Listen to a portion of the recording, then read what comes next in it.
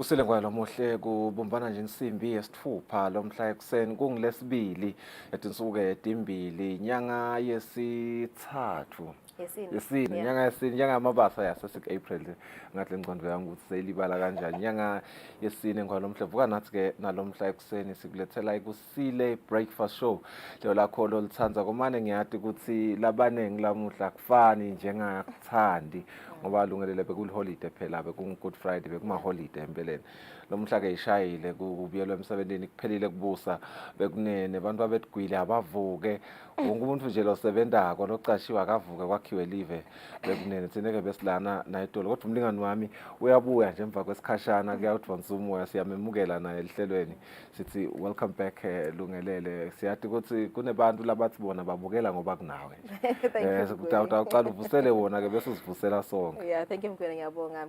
I'm happy to be back. Ngivusela nababukela emakhaya. Thank you for joining us once again this morning. Inyanga lentsha yamabasa inyanga yesine sithamba nje ukuthi nibe nempela somvo lenhle nalebusisekele sibuya kithi enkonzeni del phasika as long beautiful weekend sasema ukuthi nibe nempela somvo lenhle nalebusisekele. Ngasikho labanye bebenda April's Fool Day itolo sibisa nganoma sesokole Asudlali emasayena but labanye bebayena yeah lokuphukutana. Ngokuphukutana kwesingisi tinfo tesingisi nevele hawo ngicumbi tinfo tesingisi vele tiyaphutha ningakuthi naye kahle sineka sithanza tinfo letinenvutfuko letakhako hayi indvo letaphe kuphukuta nje kodwa nje sikulolo hlangothi lomuhla usuku lolukhulu ku International Autism Awareness Day siyafuna ke ukuthi kube ngilenye indzaba lesitayicocisa ehlelweni lomuhla sitaba nayo umcondzisi lomkhulu wayo inhlangano Eswatini Autism make ke Trifina Mvubu lota sichazela njengabantu ukuthi kungilo losuku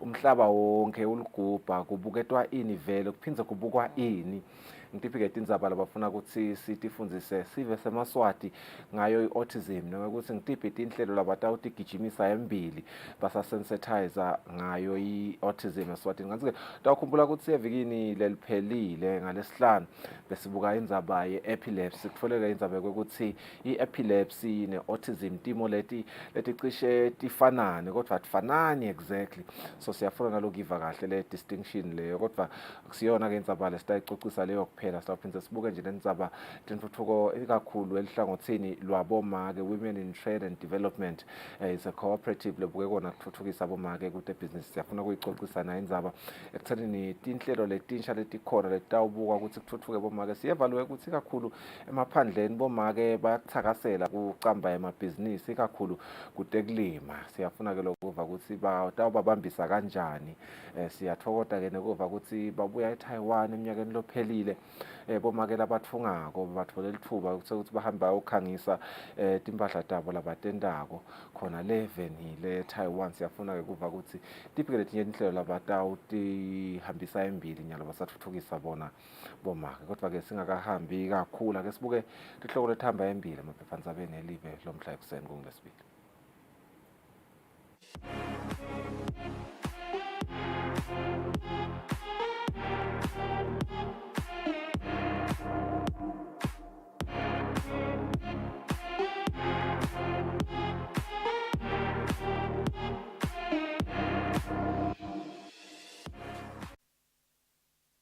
Alright, so sicela sibuke i-Times of Eswatini kuleto letihamba embili lomuhla.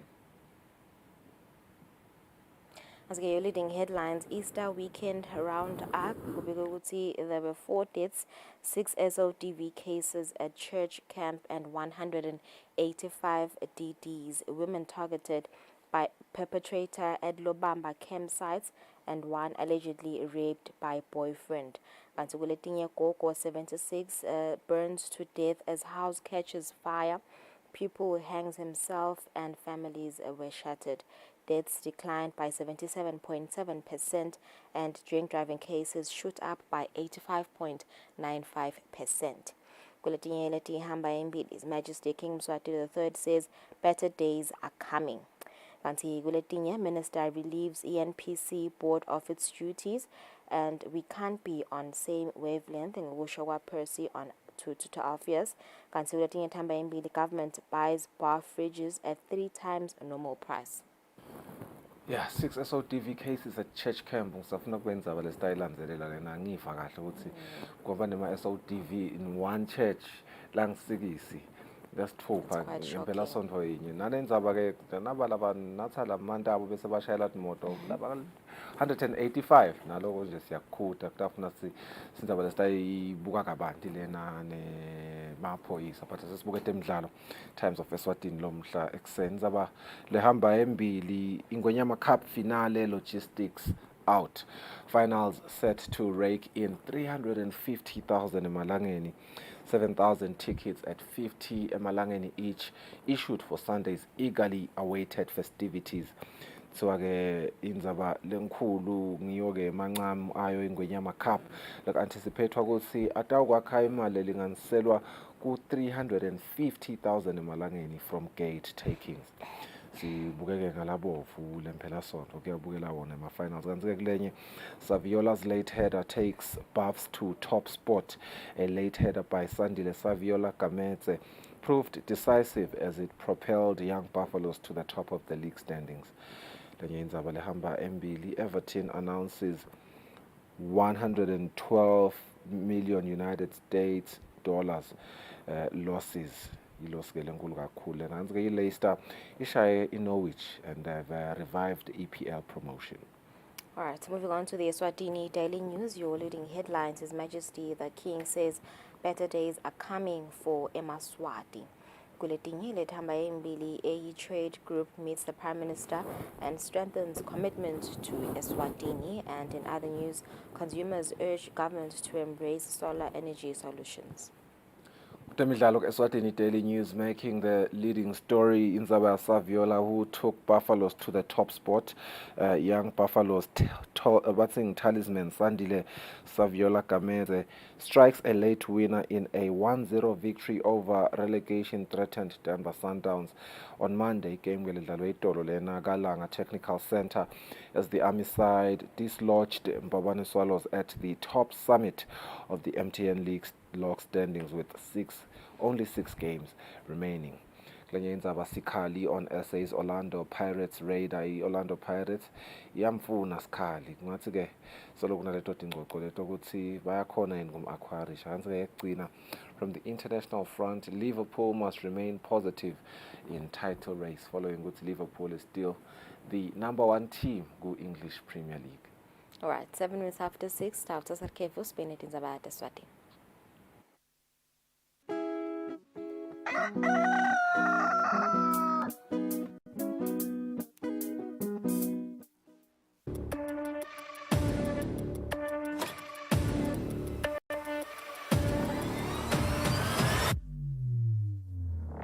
Ujala masoda mahle kunathi lesa. Sabatandi ukuthi njengalokho sivile sive sikhulume.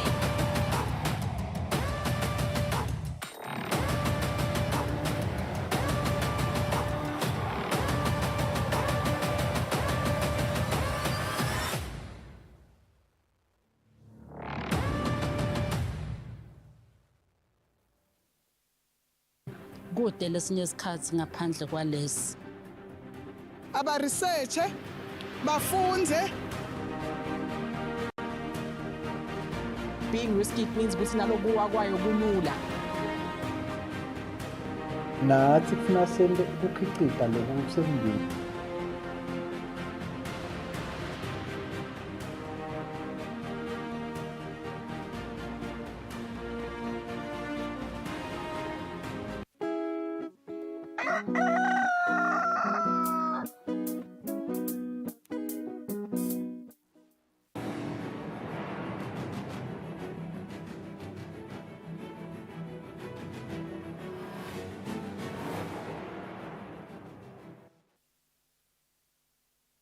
Siza sikwamukele ehlelweni ngalo muhle sethabele nathi tindzaba tesiswati. Indlovukazi Mhlekazi ikhathatekile ngekwanza kwekuhlukubetana kutebulili eveni. Indlovu yemhlaba sendlulise emavi kwekhuta lesimo lesesidale kukhathateka lokukhulu eveni lonke.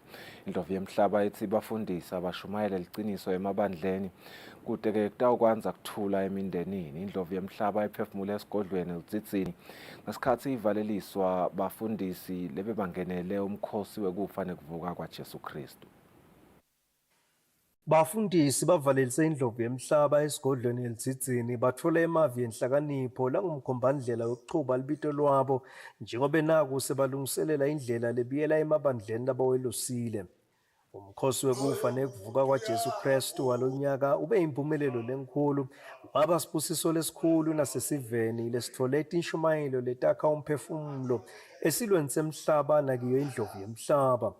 Ngesikhathi ivaleliswa abafundisi indlovu yemhlaba beyisingethwe bogogo balondolozi isingethwe bantu abenkosi kanye neliphini landvunankulu umhlonishwa Kusile Dladla.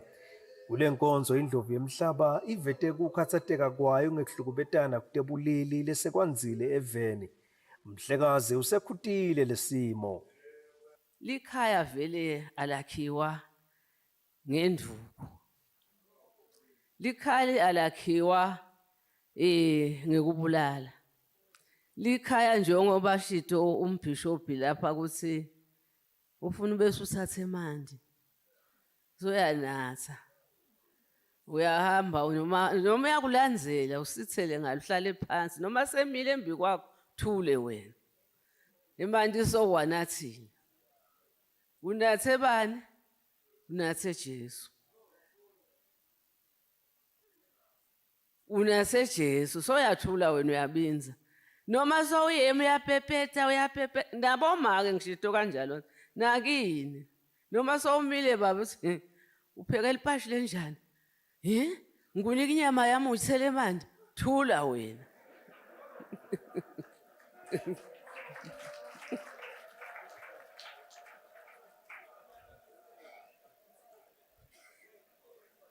Ufuna wena uma kubese uyabinza uthi hawu babe kungiphosakele bengisi ngipheka kahle nami bengingaboni ukuthi isandla sesiyagijima.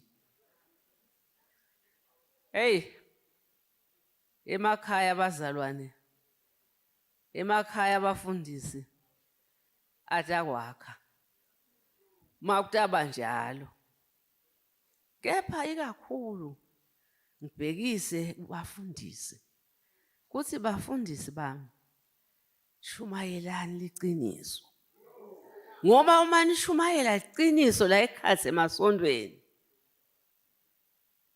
batawuphuma lele baphumako babesele iqiniso lebalitfola lakini bayalifata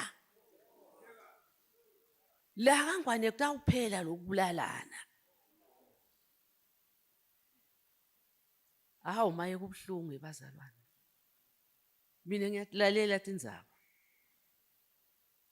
onke emalanga mase uva ukuthi hawu laphana kunjena laphana hawu babe sobulele make hawu kwabanjani njani sokutholakala emake lapha afile sokutholakala ebani banyana kanti nansi sine bomake sesiyakwenda lokho ngekubuka ukuthi hawu maye babe siyaphela.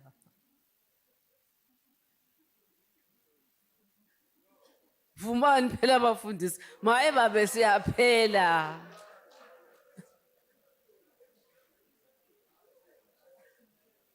Kanti nakubo bomake kuyonakala. Mawumake lophilako sithela ubese wenda njani ufaka idolo phansi.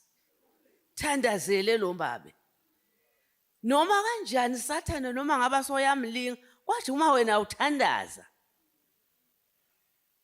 utasi noma sophethe noma umukhwa athi hayi Nkosi yami kodwa lo sathane wenda nje ngoba lo muntu ngiyamthanda.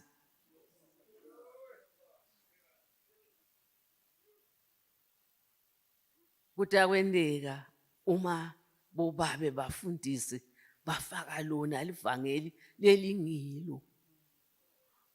Umbhekelo webukhosi umfana Nkosi Isimelane ubonge emakhosi ngemphatho lenhle letholwe bafundisi emkhosini weliphasika. Babonga Mhlekazi besola wona emagama ekubonga kokonke labendelwe ngemakhosi basise lapha esigodlweni njoba abalile nje Bishop Hlatshwa ukuthi abamanyadeli nakadzeni solo befika breakfast ngilokwa Mhlekazi bathi asidumise kakhulu baphindze badumisa tona tishumayelo temakhosi bathi bakhekile Ndlovu yemhlaba. Umbhishobhi Samson Hlatshwako wesekele emavi endlovu yemhlaba ekwekhutha kuhlukubetana kutebuleli. Boma liqiniso Ndlovu yemhlaba aphelile emaswati abulawa amadoda abantu abathi bayabathanza kodwa bayababulala kuthi leluthando solukuphi. Ngiyangethi Ndlovu yemhlaba nangabe uNkulunkulu waphe emake lokukhulumela futhi kungcono ukugcine yena usaluthula nje uvikela umshado wakho. Kule nkonzo bafundisi bethulele indlovu yemhlaba sipho lekube ngamalangeni lathi inkulungwane letingemashumi lamabili. Indlovu yemhlaba yethulelwe ke netethulo letahlukahlukene letethulwe bafundisi kanye nasive lebesiyisingetse kule nkonzo. Utawuthi ngalesibili umsebenzi uchubekele esigodlweni engabezweni lapho khona abafundisi batawushaya tandla esilweni semhlaba.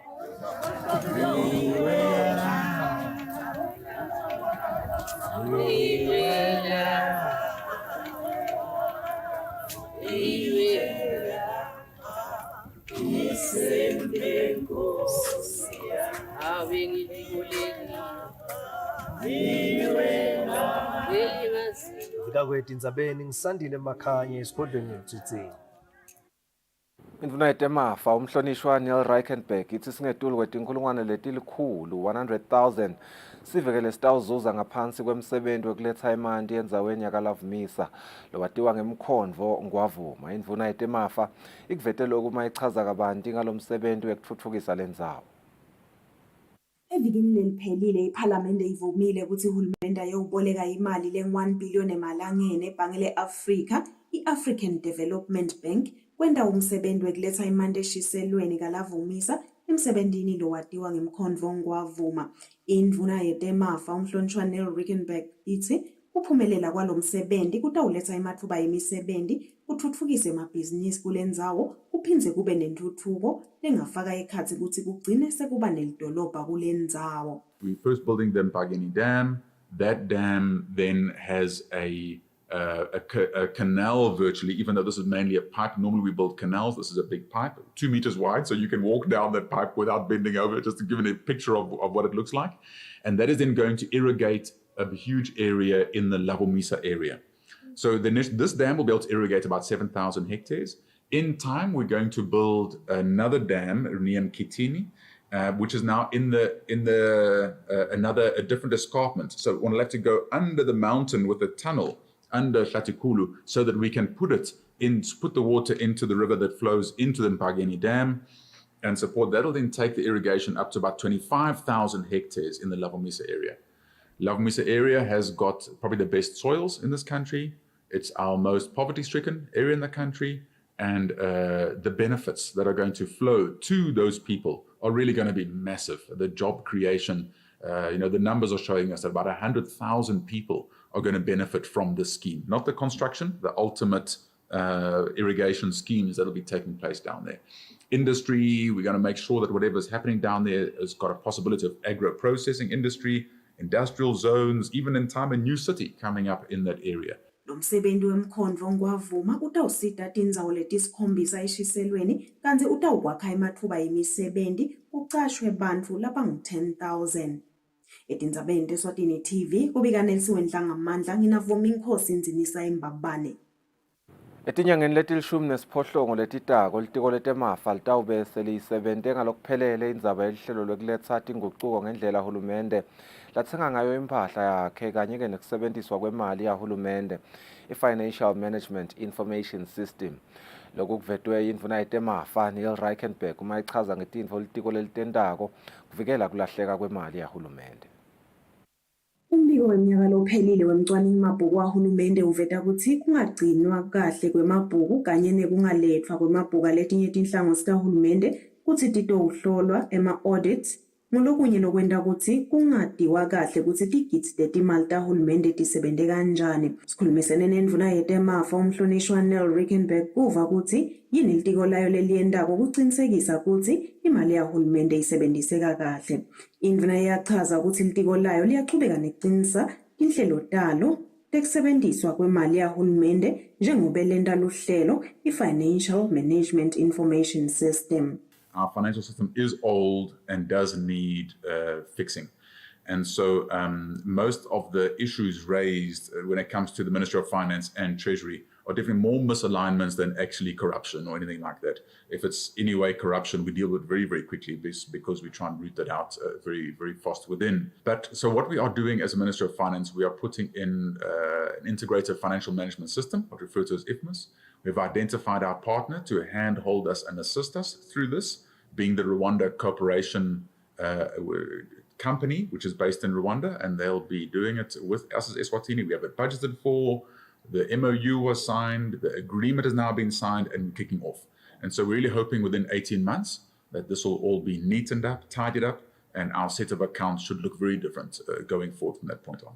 Akulokunye indvuna iphindze yachaza ukuthi njengoba emaphakelo sekaphasile ePhalamende imali itawusetshenziswa ngendlela lefanele. I really believe with it being a higher budget than normal, almost 3 billion more than the year that we are in as we sit here, it really should start meaning that Emaswati out there will start feeling the impact of a higher budget spend. The year that we are in went up with almost 3 billion, and the year that we are going into another 3 billion increase. So those increases should start now having an impact on household expenditure in the country. Indvuna ithi tikhona tinhlelo letivele tikhona etiko tekuqinisekisa ukuthi imali yahulumende ayilahleki kepha lolu hlelo lolusha lutawuqinisekisa ukuthi kuba melula kubona ukuthi isebente kanjani. Etindzabeni Eswatini TV kubika Nelisiwe Ngamandla nginavuma inkosi Nzinisa Embabane.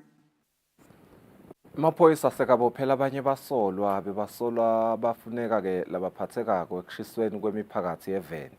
Azike labasolwa ababoshwe kumbulungwane kanti ke babhekeke ukuthi bavele enkantolo esukwini lalomuhla. Amaphoyisa awuvumile lo mbiko.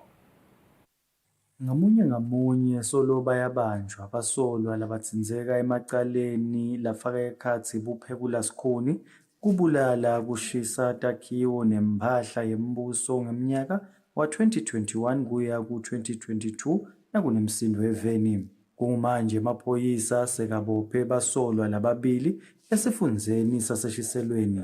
Kungilamuhla nje siyajabula kakhulu kusho ukuthi kulaba le kwatiwa ukuthi kwaba nesikhathi lapho khona bekugijinyiswa abantu kushiswa tindzawo kushiswa imiphakathi.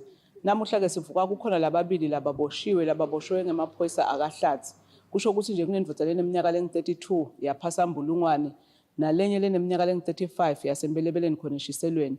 Laba ke baboshwe munye uboshwe ngelesihlanu lomunye uboshwe ngemgcibelo. Bayathinzeka ke macaleni lapho khona kumbe kwashiswa umphakathi wakumethula nalapho kwakhanzala ukuthi kudutshule amaphoyisa akudumako nalamanye ke macala.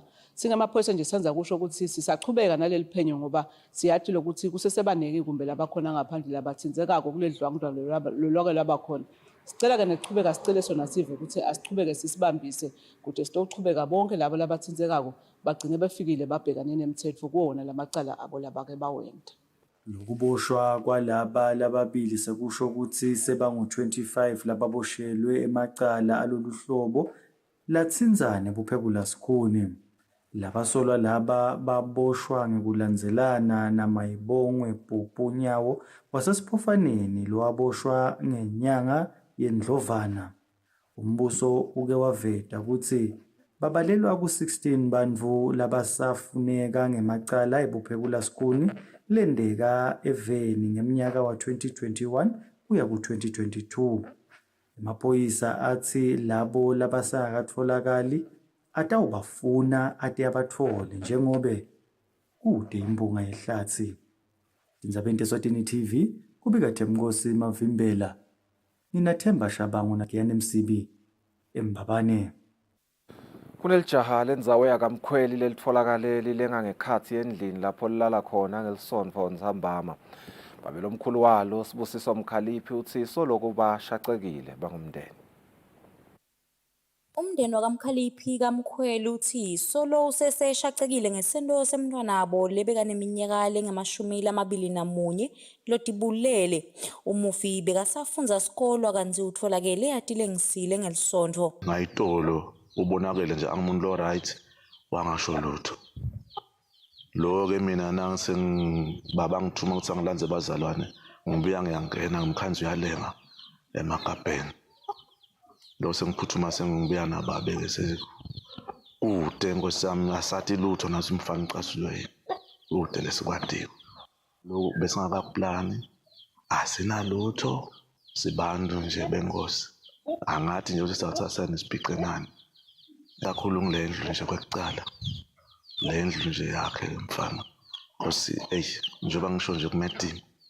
Nasasidakala ngako. Kanti kulesinye isigameko namuhla ekseni khona endzaweni yakamkhweli kutfolakele lelinye lijaha lebe lineminyaka lengama-30 lisishiyile emhlabeni kanti tinsolo tikhomba ukuthi unathe lokubuthi. Lisekela lemaphoyisa esiteshi sasesiphofaneni Angelo Dlamini ubeke kanjena. Lo ngume kuthatha impilo yakhe ngokuthi adle imaster 900.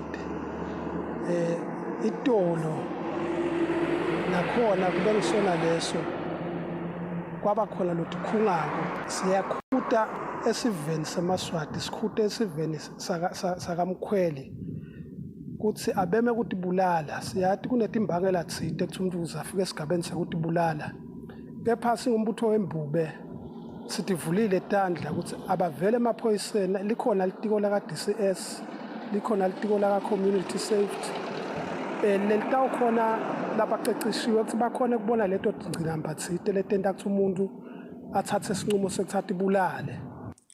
Umndeni wakamkhaliphi yena ucela kubanjiswa sive semaswati ekufihleni imncobi Mkhaliphi. Lona sifiso sekubambisa lo mndeni angashayela inombolo lethi 76357988. Umbiko uhlanganiswe ngithembelihle Magutshwa ngamkhweli. Gogo leneminyaka lengama-76 wasengodini kuMangcongco ushe wangconga endlini lahlala kuyo ngebusuku bangelisonto. Kanti lo muntu lomzala utfolwe emalunga emndeni ngelisonto ekseni asavele asangumlotha. Emalunga emndeni wakamsibi solo atsinza sililo ngekulandzela kuhamba kwagogo Thembani Msibi loshele endlini ngekusa kwayitolo. Ngekusho kwelilunga lemndeni lekungumabhalane seyama lo muntu lomdzala bamkhanze asavele angumlotha nabasi bamlethele kudla ngelisonto ekseni kanti ke kuthiwa bekahlala yedwana lapha endlini lapha ahlala khona. Ushuthi ngumlilo wasebusuku sekulele wonke umuntu. Kusenje kunje bathi baletha lokudla bakhanze ukuthi sekude umuntu ushile. Masibukako ke ukuthi ngabe mlilo kwendekene bewumuntu lobhemako. So sibuka ukuthi kube kungaba kulahla kwakhe loluthi lalayide ngalo alulahle kabi ngoba tandla takhe besethi ngasesitho letisebenta kahle. Sicabanga ukuthi kwase kulayida lesponge. Lesponge sase sisusa lo mlilo kanti yena akakhona ukusukuma. Bese avele umuntu lo ongasakhona ukusukuma isikhathi lesithe nje. Asadlalele phasi, anathe mandalele phasi konke nje. Abengasakhona ukuwenda. So ke mase kusuka lo mlilo wongavela umkhanze nje kumkhanzele nje wazo walimala. Umndeni wakamsibi ke ucela tandla isiveni semaswati kude ukuthi bakhone kufihla lo muntu lomdzala ikakhulukati ke lebakucela kwesiveni libhokisi lokumfihla lo muntu lomdzala njengoba simo simedima lapha ekhaya. Kanti ke longaba nesifiso sekuba sita angashayela inombolo lethi 7669014 noma ke bashayele wona ke umsado weSwatini TV ehlangothini lwetindzaba ku24119600. Etindzabeni kubika Giyani Msibi nginaThemba Shabangu sisengodini ngaphansi kwenkhundla yakuMangcongco. Kulandzela impelasonto eliphasika emaphoyisa eMango lachamuka etindzaweni letahlukene eveni yakhulumisene netinsatheli temsakato kuti ivetela sithombe ngekusebenta kwawo kulempelasonto. Kanti ke lamaphoyisa eMango athi bekukhona kuganga kuletinye indzawo kodwa kuthula bekukunengi. Emaphoyisa eMango solo achubeke njalo nekusebenta ngekutikhandla kwetama kugcina imimango inekuthula. Umsakato ukhulumisene nemaphoyisa eMango lachamuka etindzaweni letehlukene eveni kufaka ekhatsi liphoyisa leMango lakumadonsa lasekwaluseni nelakamsunduza kuva kutsi engabe ngubuphi bucala lababonile kulempelasonto. Umuntu makukhanya ukuthi mhlawumbe lesinye isikhathi uthothetela tingalo emlonyeni kepha ke ukhanza ukuthi ubabe tindlebe kepha ke noma kunjalo bavile ligalelo lekunxusa kwethu sibafana laba kumkhono wembubo ukuthi awu noma phela insila yematinyo bayishinga akukhanye ukuthi bayishinga ngendlela lekukhanya ukuthi awu kutawabede emacaphu nampumulo ma consequences in the near future cha singasho ukuthi kula holiday bayeva abantwana skandali senteke ngamgcibelo manje senteke ebusuku asibonanga ukuthi bobani labayenda lethinto leti ngoba bavayolensile vela kushayeke imoto lapho babulala amaglasi emoto kube khona indoda le bayithathele tincingo letisensako ngathi na 1.8 Ngisi ngiyabonga amaphoyisa emango kaMsunduza ngithi shasifuba ngani Msunduza wonke abebezethu phindze ngibonge nani nemasomvo akhona esonzela ukuthi asicele kusacela kusimale sobabhasobhela ezibasakhonda ngoba ngasesekonke kabucala basakhonda labaye bese baganga kude bephoyisa emango begcwele tonke tindzawo emasomvo agadzile kusingende kebucala ngikhuluma nje kuze bengimanje bona kukhona inkinga esivukisayo lona njenganyalo nje khona inkinga lebekumele ngiyele ngale ngisheya enzabana abantu lababonyanga mfana ngabekisa ukhalisa labanye bomake lamaphoyisa amemango lamasikade mishalo kanje akhala kumele simiyele lo babe sizame kumnaka ngoba sohlukubete abantu baze lomnye makwaluze control kumbe ngekugula ngathi thina Emaphoyisa emango solo ayinxusa ukuthi uma kukhona longaphosa litshe esivivaneni angaphosa kude umsebenzi wabo ube melula kubika Phokuhle Dlamini etindzabeni Eswatini TV nginasibuva Shongwe kuMatsapa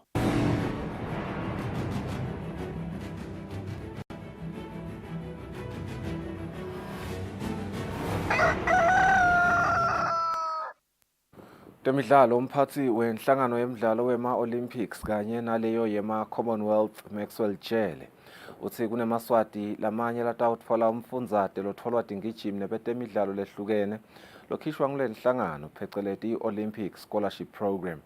Jele uthi labaningi balabo lababukiwe ngilabo lababonakale batfola imiklomelo emcimbini we-Eswatini Sports Awards lokwenteka evikini leliphelile. Njengendlela ekutama kuthuthukisa temidlalo kuphinze kutholakale netimendlela letahlukahlukene emidlalweni yangaphandle inhlangano yemidlalo ema-Olympics ithi seyibuka indlela ekunika tingijimi kanye nebadlali abahlukahlukene umfundzate kute bakhone kungenela imicudzelwane ema-Olympics kanye nale yema-Commonwealth. Inhlangano ithi linyenti laleto tingijimi kanye nebadlali labahlonyelisiwe emcimbini we-Eswatini Sports Awards evikini leliphelile ngibo labatawuthola lo mfundzate.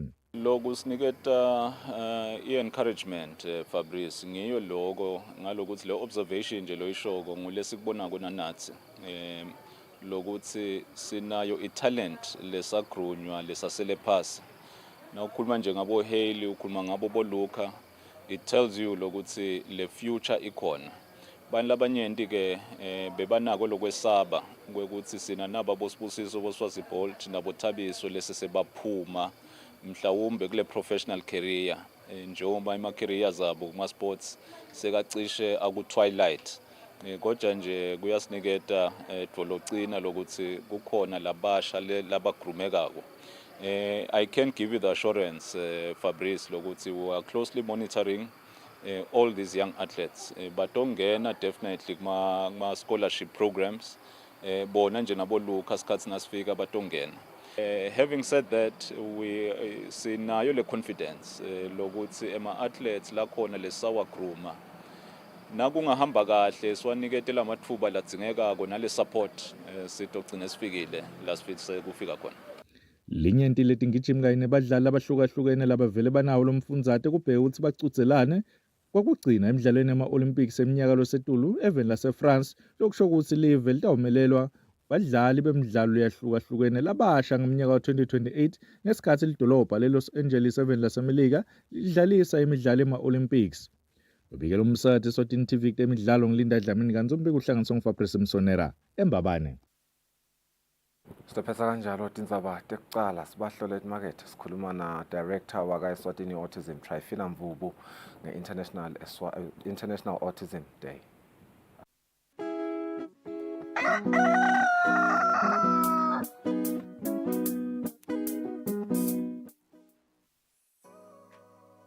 Renewal of TV licenses for 2024 is now open. Here is a quick reminder. A viewer's TV license costs 180 emalangeni per device. Other accessories such as decoders and set-top box cost 50 emalangeni per device. For traders and repairers, TV license costs 300 emalangeni per business area. And now, to pay your TV license, use these following methods. You can use MTN Mobile Money with the number 76222000 or dial *007 *3 *7 hash. Or you can use Eswatini Imali.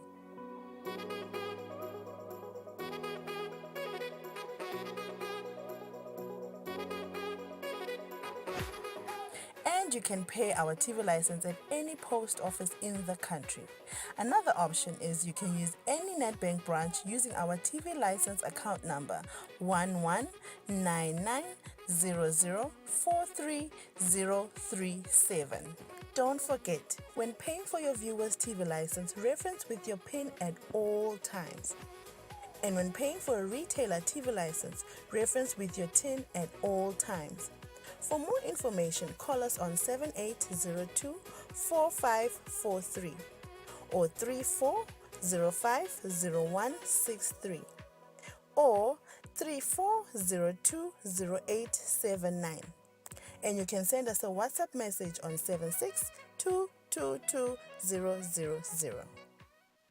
Be sure to catch Business Watch every Wednesday between 2 p.m. to 3 p.m., where we feature the latest updates on business news, market trends, and exclusive interviews with industry leaders, as well as insights on emerging small and medium enterprises in the commercial sector.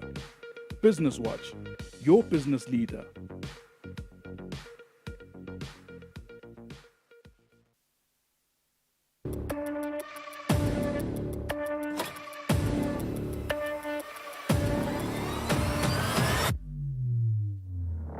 Ujala masoda mahle kunathi lesa. Sabadali ukuthi njengalokhu sivile sive sikhulume.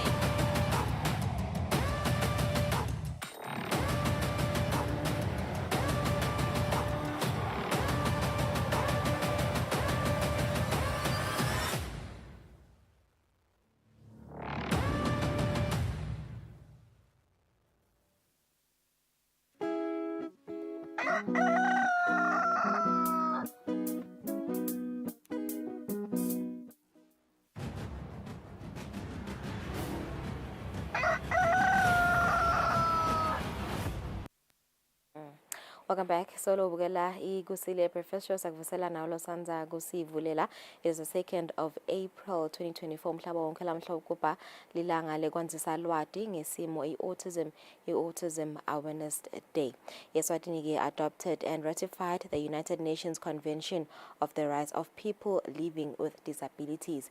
Ngekusho kwe Eswatini census of 2017 manvula bakhubatekile labaneminyaka lesuka kulesihlanu iye ku-19 bangu 25,983. Kanti laba bafaka ekhathi nalabo labanesimo se-autism. Le census iyaveda ukuthi inombolo talabo labanalesimo tiyenyuka kakhulu lapha eveni. Kanti ngekusho kwenhlangano UNICEF nayo lapha eveni bantu labanengi basengadi nge-autism balekile ukuthi sive satiswe ngaso lesimo. Sinamcondzisi wayo inhlangano ye-autism eSwatini Make Trifina Mvubu kuto sichazela abantu njengesimo se-autism lapha eveni ukuthi kahle kahle futhi netimpawu temfana utibona kanjani, timpawu temfana ne-autism utibona kanjani ngalo lolusuku. Make Mvubu siyakwamukela. Thank you for joining us. Happy Autism Awareness Week or month. Kumbe nje singakanzi kakhulu mhlambe kuva ema challenges ebantfu labaphila ne-autism kuva nje lesimo vele ukuthi simephi silive leSwatini. What are the challenges nema strides mhlambe lesizindlule ku? Siyabonga kakhulu Makagulu mhabingelele siveni. Sibingelele nakubo buholi belive. Sibingelele kakhulu na community yaka autism namuhla sithi Happy Autism Day. Simo la sikhona Makagula sisekuthenini eSwatini 1 in 6 une autism. Bengibuka nami nje kulamalanga ngibuka ukuthi utawukhumbula ukuthi for the past so many years WHO beka solo athi 1 in 160 have autism. but namuhla so specific uthi 1 in 100 and in most cases bakhuluma ngebambani une-autism. Lokho kusho ukuthi isimo se-autism siyenyuka kakhulu both globally and in Eswatini. Sinekele siphinde sisebende futhi nalamanye emave siyakhona kubona lokho ukuthi lesimo siyenyuka ngesivinini lesisetulu. Sisengakakhoni ke loku beka umuno kahle ukuthi is it because sesiyati noma vele siyenyuka, but ithi ngikhomba na ulandzelela kudala kwabantwana kuningi lokubonakalisa ukuthi bantwana bayatalwa bane-autism right now. Sisafuna ke ukugcina sati ukuthi sizathu kangaka yini. Kwanye lo mhlaba bowusathi autism is caused by a mixture of environmental factors. Lokusho ukuthi we need to come to a point thina njengelive la sitawucubungula kahle khona ukuthi kithi lama mixture of environmental factors ngabe yini kangaka. We are looking forward as an organization to a time la sitawuphindze sende khona licwaningo leli tawuthatha live lonke utakhumbula ukuthi lo 1 in 6 sikhona ekumele libonjeni kuphela. Alright. I think ngivedile kule intro yami nje nangikhuluma ukuthi inhlangano ye-UNICEF yakhokha report ukuthi abantu abaningi solo abadi ngayo vele autism. Ingabe mhlambe nenhlangano mhlambe ngiphi metamo lesolo nizama ukuyenda kuzama nje kwanzisa lelwadi mhlambe emamangweni kuba khona ama-workshops lenabambako mhlambe nativakashela tikolo kuzama nje kuchazela abantu ukuthi siyini kahle lesimo lesi. Kuliciniso uqinisile UNICEF nakathi abantu abadi nge-autism. Lese kukhona nyalo kokuthi the word autism has become a buzzword, but nase sekuthiwa yini le autism vele abadi ngoba konke sekuyi-autism kwafuna nje ngathi kufuna kuthinza ingcondo yemntwana konke seyi-autism. So uthole ukuthi ke sekufuna sikhulume ke esikhathini esiningi nje badala batawushaya hayi mina ngithola ngathi lo mntwana wami u-autism nase sebakhuluma bona. Okay make kusho idobani hayi ngeva nanikhuluma eredweni. So umsebenzi usesemutse basengakade vele liciniso lelo. Kunane bolukhuni lobukhulu ukuhlukanisa i-autism nesifo sekuwa lokuyi-epilepsy nabo lobo bukhuni siyabona. Njengenhlangano siyayenda imitamo yekufundisa emandla semancane wona. Lamandla ke mancane not kithi as an organization kuphela but asemancane na7 ngoba now when the awareness ithi yiba ne-capacity leyenele yekuthi na utivusa utawukhona ukutitreat. So masenda i-awareness learning that has to speak to intervention learning as well. La level sengakafiki kahle khona nenhlangano. But lokho akusho ukuthi sihleti phasi siyachubeka. Inhlangano nje nyalo sinema programs lewakhile lakathi akwanziswe lwati at grassroots level la sithagetha khona yona lemindeni kwekucala nje ngokuthi abakhone ukuthi sitela abantwana labane-autism angakafiki specialist siyathi ukuthi nawo mancane but akube khona lisito lekucala labangakhona kulenda kumntwana ekhaya. Kune-program nje nyalo lesisebenta kuyihumusha lesi-establishako leyabhalwa ngu-WHO na-Autism Speaks ibitwa ithume ngeligama lelithi i-CST i-Caregiver Skills Training.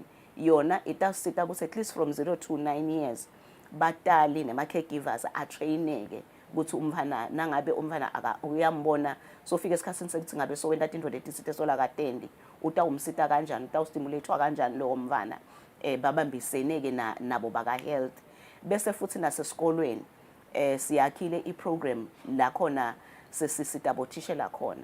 Again umuntu aka-appreciate uhulumende ngokuthi siyayibona imetamo kulama colleges ethu la khona nje kubongwane kubo Nazarene siyawabona ema modules la kakhona nyale ma courses la kakhona specifically for autism and kuyasita lokho ukuthi bothishela sebaphuma lolwati selikhona. But then bese sekuba nembuto ke lothi nangumhana sosembi kwakho kenyalo nasafike live sengilokunye kuneke umfunze encwadzini. Then inhlangano seyiyakhile ke iprogram lenye lebitwa nge-ASD Practitioners Program lokusho ukuthi it's Autism Spectrum Disorder Practitioners Program. I-aim kakhulu laba setikolweni ngeyona to help them practically understand ukuthi sekumele badile njani nalo mntwana. Siphindze futhi ke sakhe nema groups with them after kulesinye isikhathi ema-workshops iyodwa le program leno yana le-12 months kuze kokuthi bakhone kufunza mhla ka-20 nje April ikhona lenye lecalako igroup lecalako kuze sichubeke sanziselwadi. ngoba lokunye lokukhona kokuthi letikolo we get ema request lamaningi from my parents sikuphi isikolo semntwana lengingamfundisa khona and countrywide uyakubona so noma ngabe lama special schools akhona angeke vele abe ngilenele so ke kuzeke sisite ku enhancer lokula kakucalile uhulumende kwe inclusive education sithi ke bothishela nathi asimbambise uhulumende kubafundisa si-eda kulo lwati loluncane lesebacalile kulitfola at the same time sibe sisitana nabalebe bangakaze futhi bafunza vele ngayo lesingakusho kuloko siyayibona i-positive response kubothishela labanenge ngala ilibulini nje inkundla sekune WhatsApp group nekomiti lephelele yabothishela labasita bamfana kuma autism issues and disability issues and siyababona basukuma nema stakeholders kuthi okay na umntana akafunzi bahambe baye esikolweni bazame kulungisa simo so nako lesikuzama konyalo njengenhlangano. Speaking of tikolo nje make Mvubu injani vele lemphatho yabo bamfana labane autism kungasike etikoleni kuphela emangweni emasonfeni emakhaya ikhona imibiko netfola ukuthi mhlambe kunabothishela labangaphathi kahle bamfana labane autism kwana nabo batali kukhona batali mhlambe leniva ukuthi basolo ba in denial abakhona ukumukela simo sebamfana so ukhanze ukuthi mhlambe sebayabahlukubeta kukhona ima reports la kanjalo lenwatfola. Siyabonga kakhulu makakhulu lama reports maningi kakhulu kusukela ku family level sisasene batali ikakhulu kubobabe lothi mina ngimtala umfana lo nje kulomnyaka lophelile nje sidilena lenye case lo mfana soze unyalo she is over 30 nabatalo baba ngema twins baba ngu2 the other twin died so babe uvuma lelifili leliphila ko uyaliphika ngoba lona line autism uyakubona so lemphathwa is so violent ngalendlela yokuthi we had to stand up everyone including the community ukuthi isibambise kuloko kugcine kwendiwe labo ma DNA test ichamba iDNA ithi ya wakho lo mntwana athi hayi bangidojile nabo bona lapha so lemfo leyo ikhona inengi kakhulu boba benje labanenge bavele bathi ngimtali mina mfana lo nje baze basho nemagama lesingeke siwasho la moyena bese futhi ke kulabo make ngenxa yalesimo uthole ukuthi labanye nje batalwa bamfana bavele nje babalekele babashiye kugogo nako la sekubhlungu khona gogo nayithi ngakunakekelwa naku soshiye nemfana lo ne-autism and sesiyababona futhi batali labanenge inyalo labanye sebeva ngathi kuyabasita kokuthi lo mfana usesigabeni la asengakakhona khona ukukhuluma siyathi ukuthi linye liphawu lwebamfana labane autism kungakhona ukukhuluma bavele babathathe bayobadluba eschool for the deaf kulowo mzuzu umlimata kwekugcina lo mntwana because bamfana labalena bona kufanele basebenzise sign language but lona kumele silole ukuthi akakhona ukukhuluma just nje for ukuthi amane athi get away lo mntwana from la celeni kwakhe labanye uthole ukuthi sebalahla labamfana kuma mates noma ngabe kumele aye therapy umfana so imixwa imaid kulesinye isikhathi atezame lokuthi nakamikiswa lo mntwana esibedlela akabe khona but at the end of the day kungasiti thine ngekuthi uye yedwa nalomfana nakacetha nje nayo ihamba yomdlubha gogo uphelile yena enzaweni nalebe bathi esibedlela kwendiwe kumfana kutawendiwa ngibani because yena vele akekho sendlule sikhanze futhi insayeya nasemasonweni siyathi ukuthi bamfana labane autism banema challenging behaviors lisonve indzawo lapho khona nasekuthuliwe kuhleti phasi sibheke ukuthi wonke umuntu athorishe lolo line lelo but uthothela ukuthi ke kubantu bethu labane autism akunakwendeka mhlawumbe ngendlela letayelekile leyo ngicela ngingavakali kabi e7 this is not to say we are saying as an organization batali abanganaki bantwana badisturb esonweni asisho njalo but kulomnyaka lo sithi asibemukele le acceptance le understanding siyayicela ukuthi lesimo lomfana la kuso kwanyalo singalendlela ukuthi vele kutahle kumbunjuka even noma umntali ezama utahle vele kumbunjuka asim understand phela asimbambisi but lokwendekako kuvele nje kuthiwe awukwati wena kushaya umntwana sitakushayela ke thini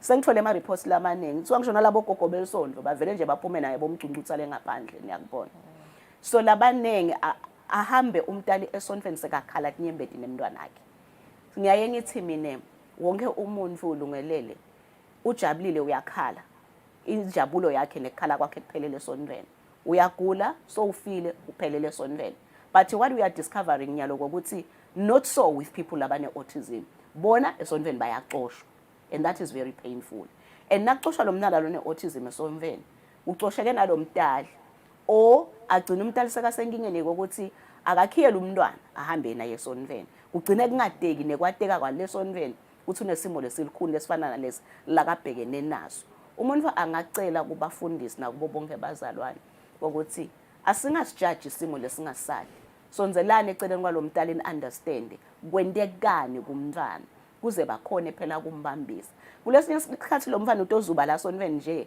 abengakalali nekulala andibona babona ngathi uyaniyekela utsiniwe akakhona ngisho nekwendani kulowo mzizi abela aneke ukuthi utositakala naye akhuthatheke uthole ukuthi ke batamtrapa nemntwana akhe aphuma ahambe ke naye ke esikolweni siyabonga ukuthi khona bothishela basibambisako khona tikolo leti sibambisako but within the very same school naletinye futhi uthola ukuthi bambana abemukeleke kukhona tikolo lungelele livele lithi i-capacity asinayo uyathi sicela kungamthathi labo ngiyababonga mina futhi ngiyabahlonipha because uyakhona lokubona ukuthi lesimo la kasibonako akana ukhona kusibamba noma sikhutsata lokuthi awusatseleni bo ngoba kude nathi la singambeka khona uyabona la singamlahla khona but kuphinze futhi kube nabake labazwisa kuhlungu kakhulu labanye baze ba-advertise nek-advertise bathola imali ngalo mntwana nakafika la ngekhathi aface a stigma and discrimination that's very high lo munye umfana ema-reports lesiwatholako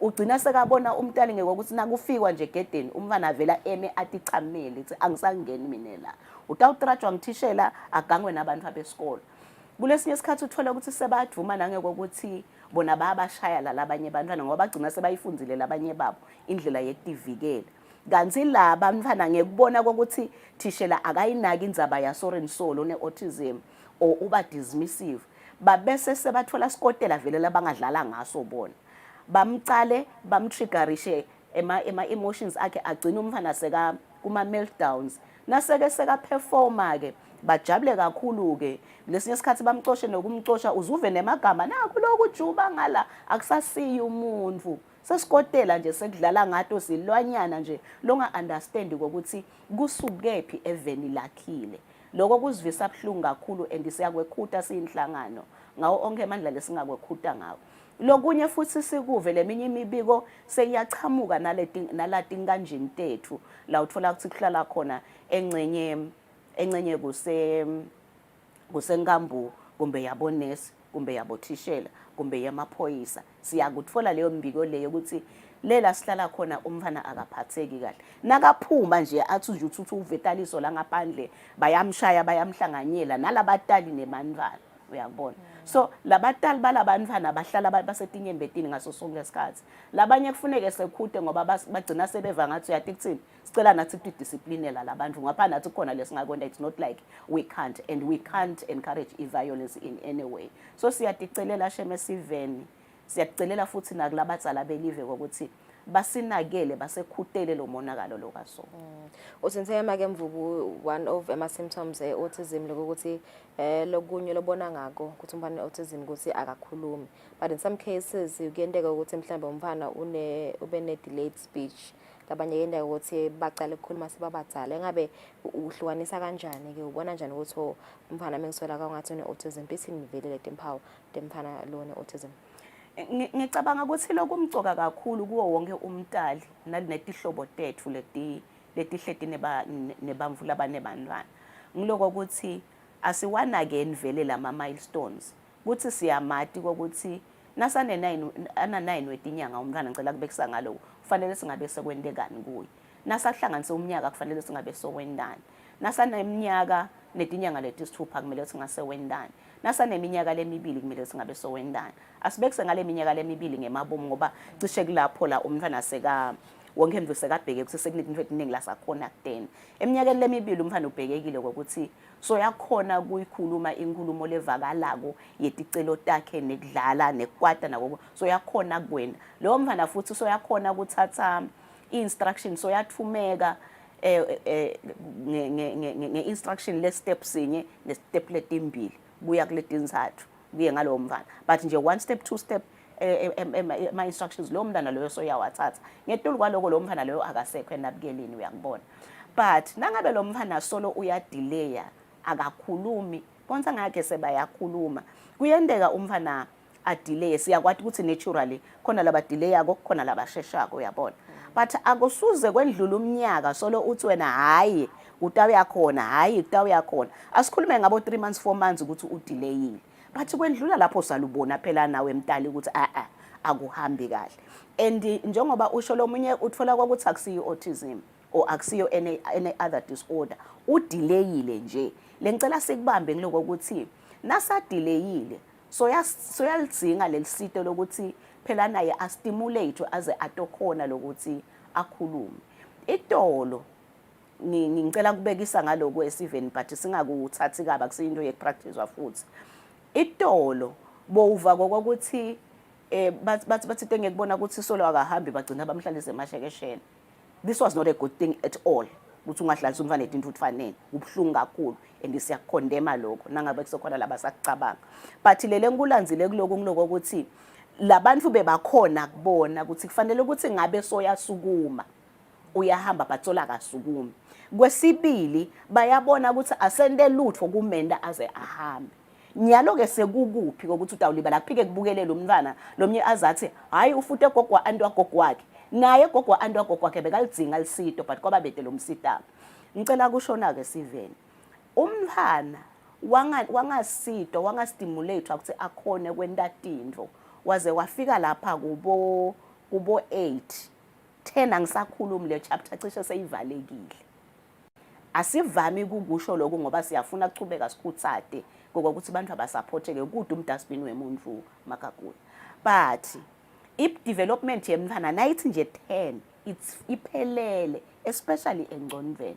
na utawuyekela lo mntwana wona uthi wena hayi utawukhuluma ngilokuthi uhlala yedwa angithi nikhona nini elandlini yini le bangakuthi yena ngakhona ikhuluma because as long as you are in the house with the child umntwana kumele ukuthi akhulume lo munye umvathi hayi kumbe wento wabo Popeye abafiki namhlanje bakhona na itolo bebavele abantwana bakhuluma so bakhona nalabanye laku the same scenario or even worse labakhuluma ngesikhathi lesitsite so mina ngakhuthata lokuthi wabona nje ukuthi ema milestones emntwana singasakhuluma ngalethi about the autism per se noma ngabe unani wabona ukuthi lama milestones akhe lesigaba sakhe akendi tintfo ngekwesigaba seminyaka yakhe sukuma vele umfana atositakala. Okay. Kugcina nje make mvubu lamhlanje lolanga lokugubha i-awareness Autism Awareness Day endabeni and for the rest of the month ngidiphi nje inhlelo entabentenda. Siyabonga kakhulu lungelele.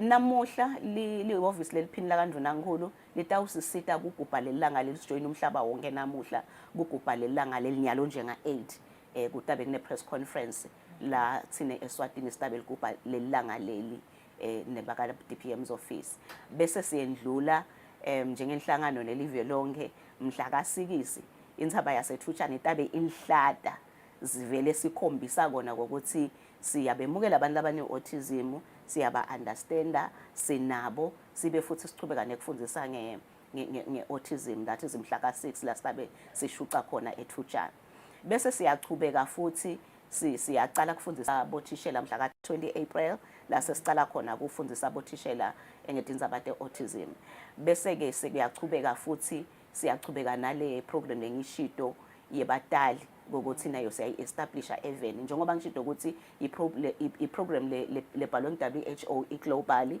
kwafuna-ke ukuthi siyiswazifye uyalathi ke ligama leli sekuswazifya sesikwendile ke lokho nyalo-ke sesingena esigabeni sekuyihumusha ukuze sikhone kuyicala kokuthi siyisebenzise nalokuningi lesitawu kwenda makagula lesitabe sikucocisa sikanye kanye. All right, thanks so much Sibonga khuluma ke mvubu so tivele mbukeli tinhlelo letitaba etendiwa eSwatini autism kulenyanga yekwandisa lwati esiveni ngaso simo se-autism asibahlete makethe esibhene tindzaba tesingisi.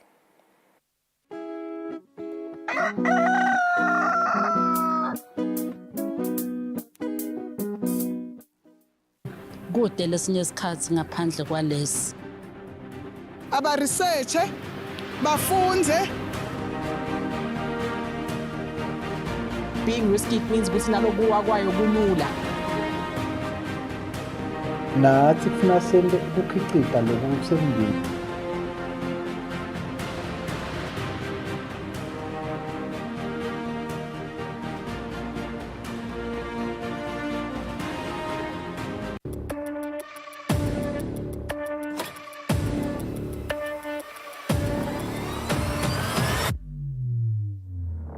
Ujala masoda mahle kunathi lesa. Sabatandi ukuthi njengalokho sifile sive sithi khulumeni.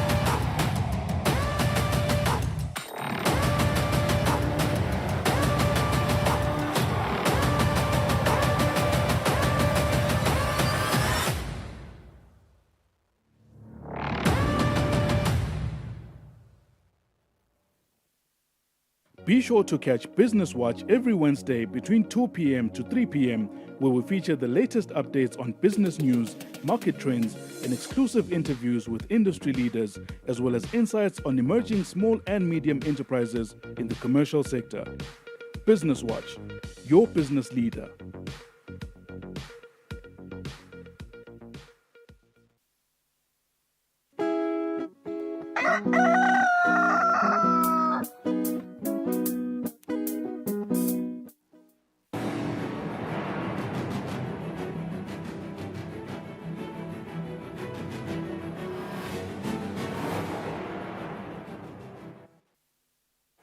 Welcome back. This is the news at 7.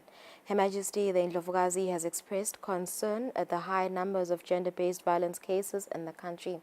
Her Majesty has further challenged church leaders to contribute towards ending gender-based violence by preaching the truth in their churches. Her Majesty was speaking at Kusile royal residence when bidding farewell to church leaders who participated in the Easter services. Church leaders received words of impartation from Her Majesty when bidding farewell to the Queen Mother at Eswatini royal residence. The pastors are preparing to return to their respective churches after participating in this year's Easter services. Also gracing the event alongside Her Majesty were Bogogo Balondolozi, their Royal Highnesses Bantwa Benkhosi and the Deputy Prime Minister Honorable Thuli Dladla. Her Majesty made use of the event to voice concern and condemnation over increasing reports of gender-based violence in the country. Likhaya vele alakhiwa ngenduku. Likhaya alakhiwa ngekubulala. Likhaya njengoba shito umbhishobhi lapha ukuthi ufuna bese uthathe emandi. Soyanatha. Uyahamba noma uyakulandzela usithele ngalo uhlale phansi noma semile embi kwakho thule wena. Imandi sowanathile. Unathe bani? Unathe Jesu. Unathe Jesu soyathula wena uyabinza. Noma sowuyema uyapepeta naboma ke ngishito kanjalo nakini. Noma sowumile baba uthi upheka lipashi lenjani? Ngikunika inyama yami uyithele emandi thula wena.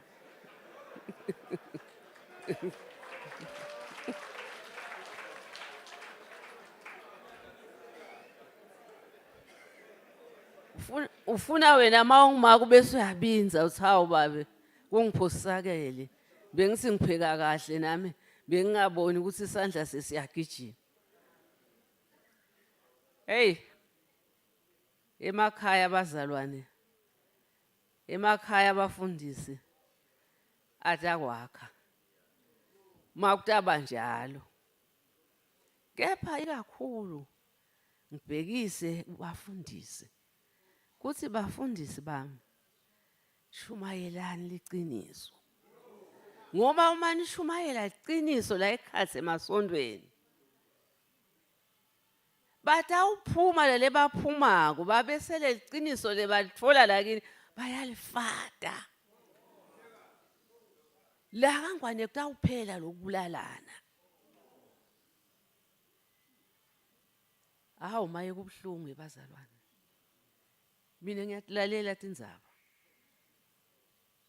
onke malanga mase uva ukuthi hawu laphana kunjena laphana hawu babe sobulele make hawu kwaba njani sokutholakala emake lapha afile sokutholakala ebani banyana kanti nansi thine bomake sesiyakwenda lokho ngekubuka ukuthi hawu maye babe siyaphela.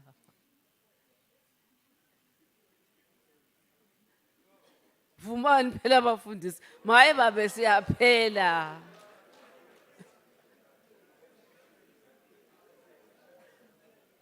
Kanti nakubo bomake kuyonakala Mawumake lophilako. Sithela ubese wenda njani? Ufaka idolo phansi. Thandazele lo mbabe. Noma kanjani sathana noma ngaba soyamlinga, kwathi uma wena uthandaza. Utasi noma sophethe noma umukho athi hayi Nkosi yami kodwa lo sathane wenda nje ngoba lo muntu ngiyamthanda.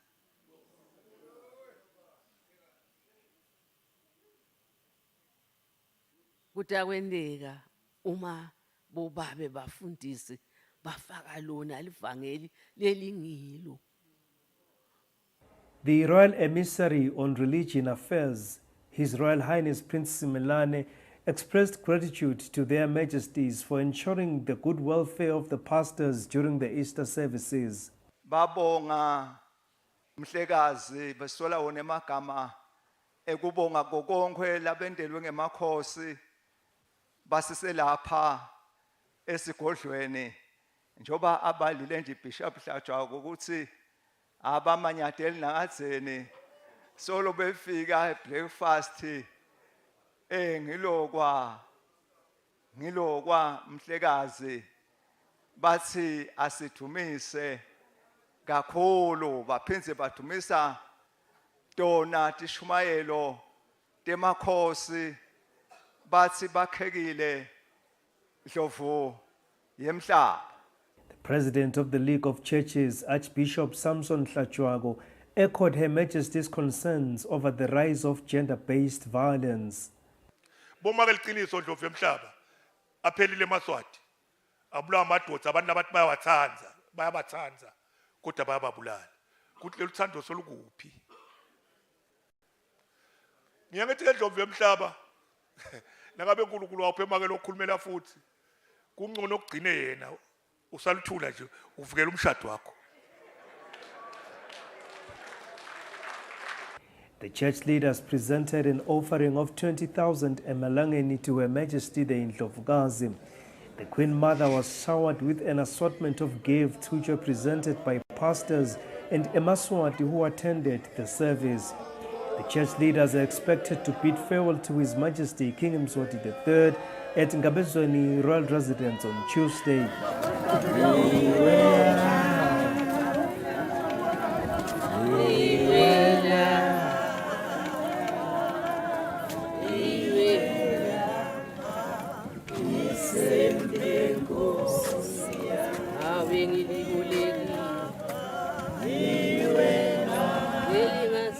the news, I'm Sandile Makanya reporting from Lutsitsini Royal Residence. The Minister of Finance, Honorable Anil Rackenberg, says the Mkonvo Ngwavuma water augmentation project will make Lavumisa and surrounding areas as a hive of business, giving an opportunity for commercial trade to different sectors of society. The minister said this when detailing the importance of the project, stating that about 100,000 people will benefit from the different irrigation schemes after this project has been completed. Last week, Parliament approved the 1 billion emalangeni loan that government wants to source from the African Development Bank for the Mkonvo Ngwavuma water project. We asked the Minister of Finance, Neil Rickenberg, how this project will benefit Emaswati. We're first building the Mpageni Dam. That dam then has a canal virtually, even though this is mainly a pipe. Normally we build canals. This is a big pipe, 2 meters wide, so you can walk down that pipe without bending over, just to give it a picture of what it looks like. And that is then going to irrigate a huge area in the Lavomisa area. So this dam will be able to irrigate about 7,000 hectares.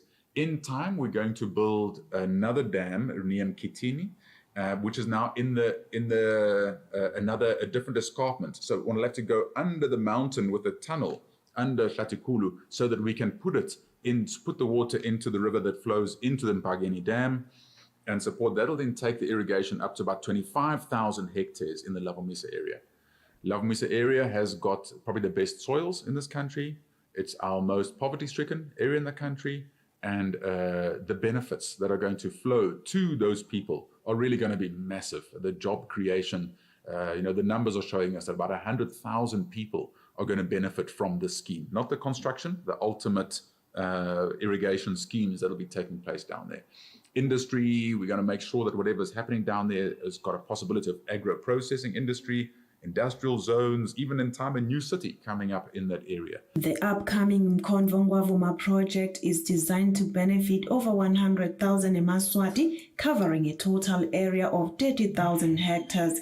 In addition, about 10,000 job opportunities will be created. For Eswatini TV News, Naswendla Ngamandla, Vuminkosi Nzinisa, Mbabane. In the next 18 months, government hopes to have completed all processes that will lead to the start of new financial reforms and curb miscegenation of funds, amongst other challenges faced by the public sector. This was said by Minister of Finance, Honorable Neil Rakenberg, stating that this will help government manage funds easier and in a transparent manner. The Auditor General's report for last financial year for government's consolidated accounts has found that cash books are not properly reconciliated, resulting in misstatements of millions of emalangeni.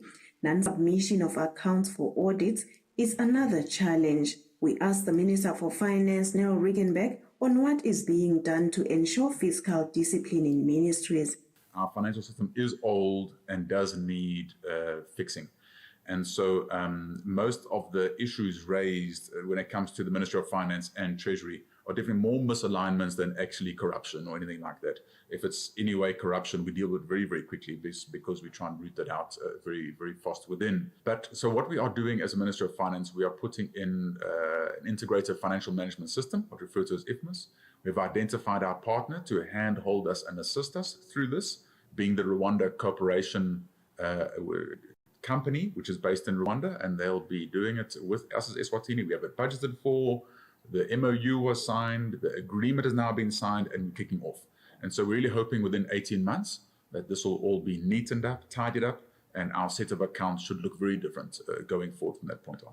On another note, the Minister promised that the past budget in Parliament will be used for its intended purpose, and that is to improve the lives of eMaswati. I really believe with it being a higher budget than normal, almost 3 billion more than the year that we are in as we sit here, it really should start meaning that eMaswati out there will start feeling the impact of a higher budget spend. The year that we are in went up with almost 3 billion, and the year that we are going into another 3 billion increase. So those increases should start now having an impact on household expenditure in the country. The minister has also said they will ensure that there are no deficits in budgetary controls. For Eswatini TV News, Naswendla Ngamandla, Vuminkosi Nzinisa, Mbabane.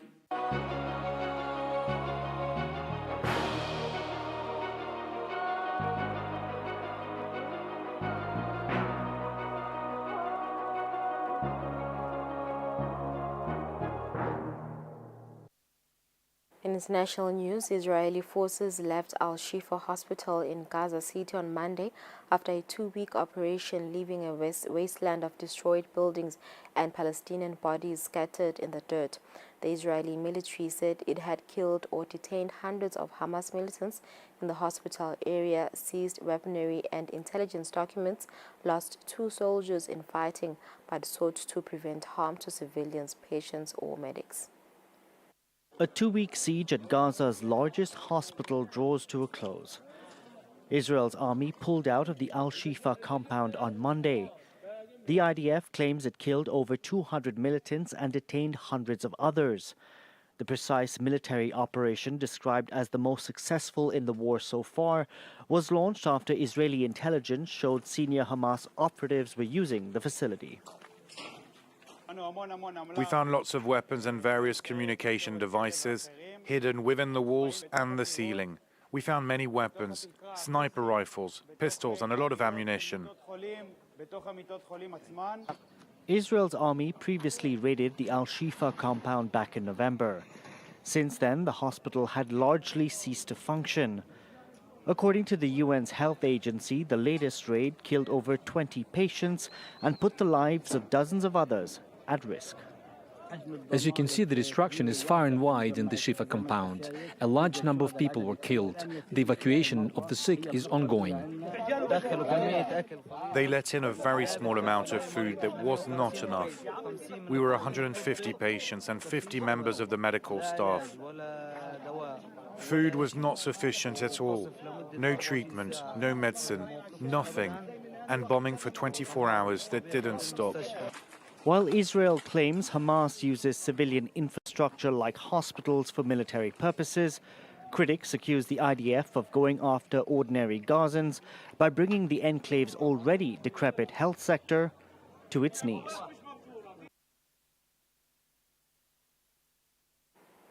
Tens of thousands of Israelis gathered outside the Parliament building in Jerusalem on Sunday in the largest anti-government demonstration since the country went to war in October. They urged the government to reach a deal to free dozens of hostages held by Hamas in Gaza and to hold early elections. Nearly 6 months into the war, Israeli protesters have lost patience with their prime minister. They're camping out in front of the Knesset for 4 days, after taking to the streets on Sunday in the largest anti-government protest since the start of the conflict.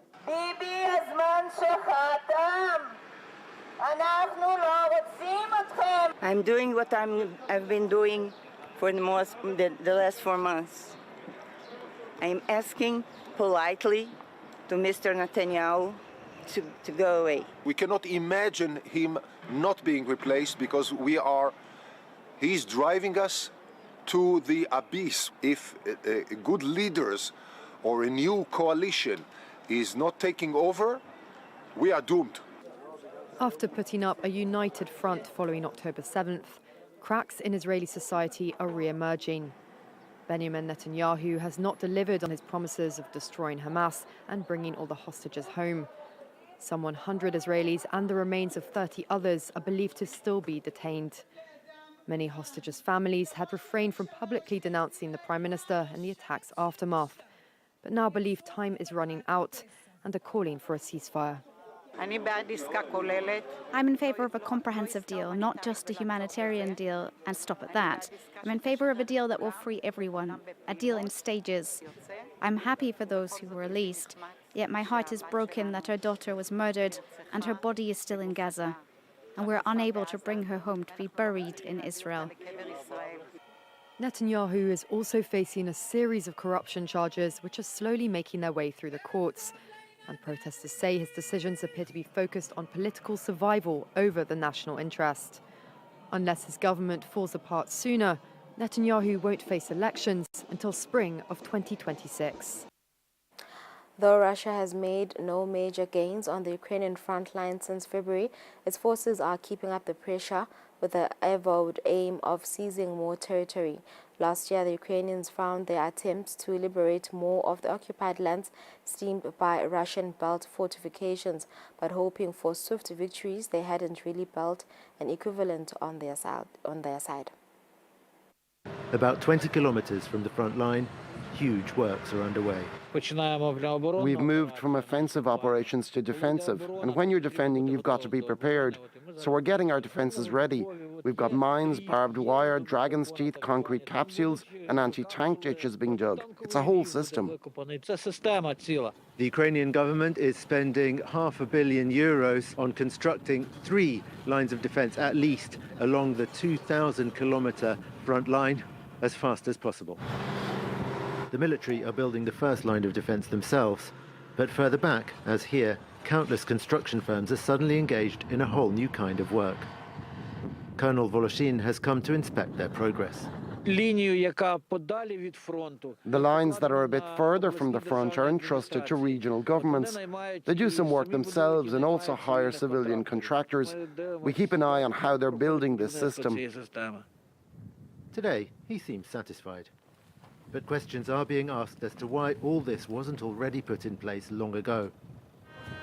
In Kyiv, opposition parties are accusing the authorities of a serious failure. We urge our government to budget the expenses for fortification, but unfortunately they were deaf for that, and they paid more attention to the reconstruction of roads, of bridges and buildings. Others have dismissed such criticisms as political opportunism, saying that Ukraine was not expecting to find itself in this defensive position, and anyway, the new fortifications will be finished on time.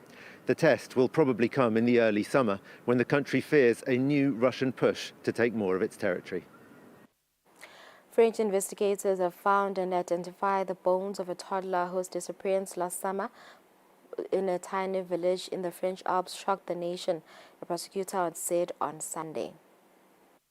In this dense forest, amid mountains, rivers and hills, investigators are at work. They are combing an area where bones belonging to Emile Soleil were found on Saturday, near where he was last seen by neighbours walking alone in July last year. He was just 2.5 years old.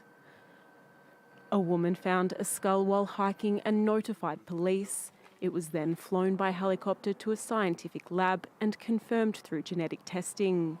The DNA belonged to Emile, who disappeared 9 months ago in the hamlet of Le Vernet in southeast France. For the moment, the cause of death is undetermined, but the shock of the discovery has reverberated throughout the local community. His disappearance has rocked the community. We are very sad. We've been following the investigation. It's a very particular time acknowledging this loss, and it's very hard. We want to know what happened. My heart goes out to the family. I think of them first. It's terrible. A little child of 2.5 years. The boys' parents were notified and they released a statement through their lawyer. If this heartbreaking news was feared, the time has come for mourning, contemplation and prayer. The two were absent the day Emile went missing. What followed was a 4-day search of the area and investigations that ultimately reached no conclusion. Now, a forensic analysis will continue to try to determine exactly what caused Emile's death. As NATO marks its 75th anniversary this week, the alliance and America's role in European security are issues that separate U.S. presidential candidates Joe Biden and Donald Trump. 75 years after its start, the North Atlantic Treaty Organization remains the most direct U.S. engagement in European security. Founded after the Second World War, NATO originally joined the United States and 11 European nations in promising to come to each other's aid if any one of them is attacked. Then U.S. President Harry Truman. If there is anything certain today, if there is anything inevitable in the future, it is the will of the people of the world for freedom and for peace. Russia's invasion of Ukraine, NATO's response, and what it says about America's role in European security separate U.S. presidential candidates Joe Biden and Donald Trump.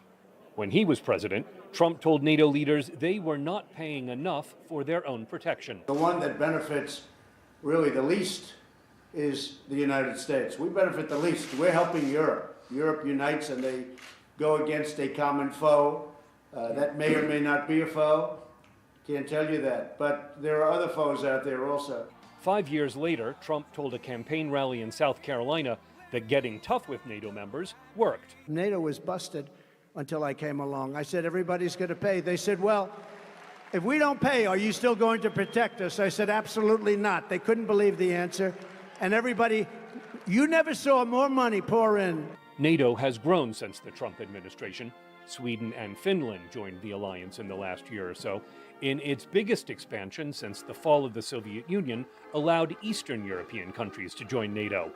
Biden says standing up to Russian aggression together shows NATO is working. Before the war started, I told Putin that if he invaded Ukraine, NATO would not only get stronger, but would get more united.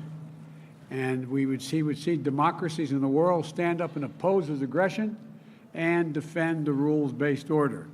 And that's exactly what we're seeing today. As president, Trump prioritized relations with Russia and Vladimir Putin. Campaigning for a second term, he recalled a NATO leader asking about Russian threats. One of the presidents of a big country stood up and said, well, sir, if we don't pay and we're attacked by Russia, will you protect us? I said, you didn't pay? You're delinquent?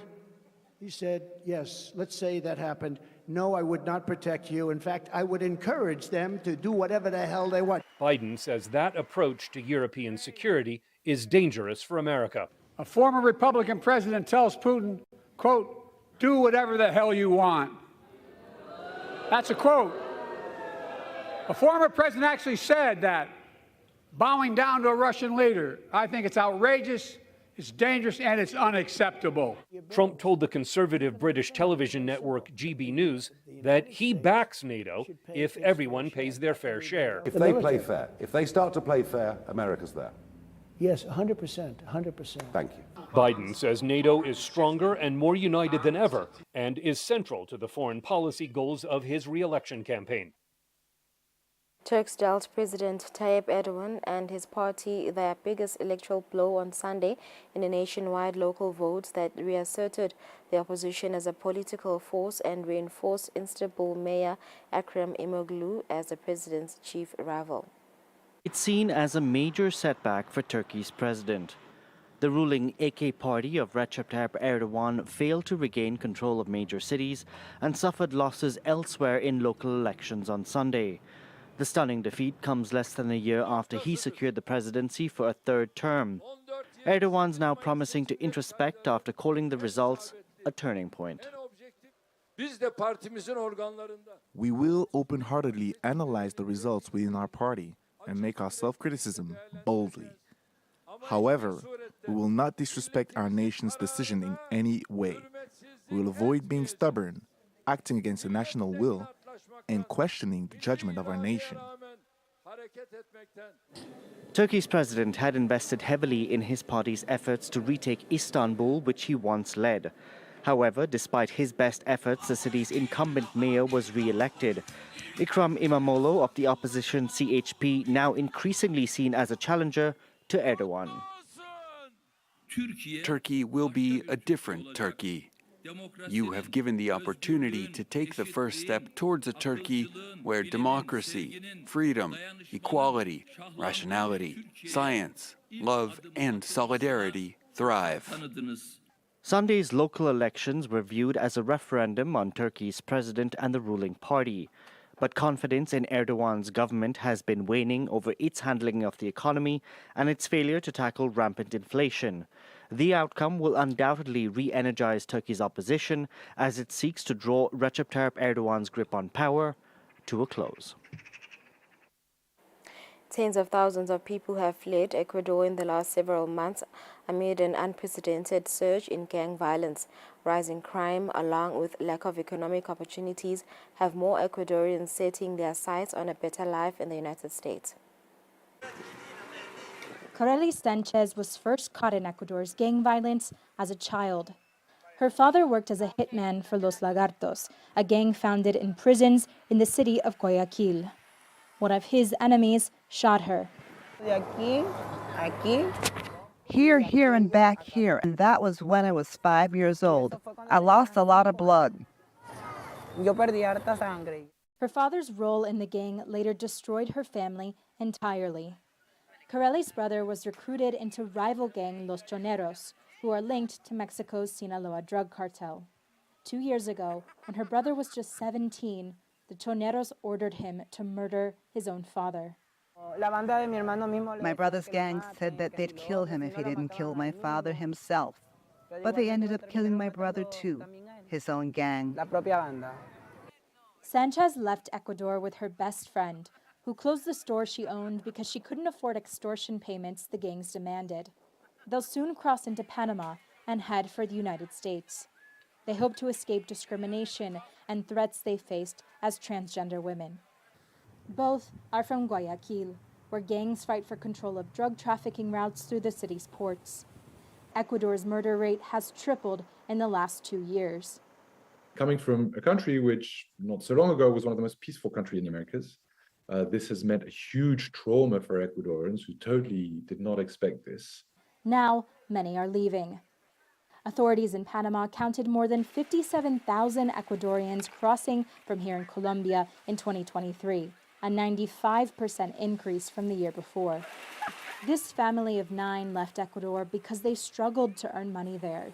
They are indigenous Shuar from a remote rural area near the Amazon rainforest. Juan Wamaba fries fish here on the beach, just like they did back home. In Ecuador, he says he made about $110 per week cutting wood. They also sold produce, but it was hard to make a living. Our products didn't sell well in the city. Ecuador's economy has recovered slowly since the pandemic. More than half of Ecuadorians now work informally. A quarter of Ecuador's people live in poverty. One of the factors behind the deteriorating security situation is deteriorating economic and social situation for ordinary Ecuadorians. Wamaba and his family didn't realize they'd need to pay smugglers here in Colombia around $350 each to get them through the Darien jungle and onto Panama. He waits with his 5-year-old son, hoping family in Ecuador will send the money. My going there, if God permits, would be to live the American dream, to do something with my life, for my family, or for me. Wamaba cooks what they can catch. Other times, there's no food to make. One family member already turned back to Ecuador, tired of waiting.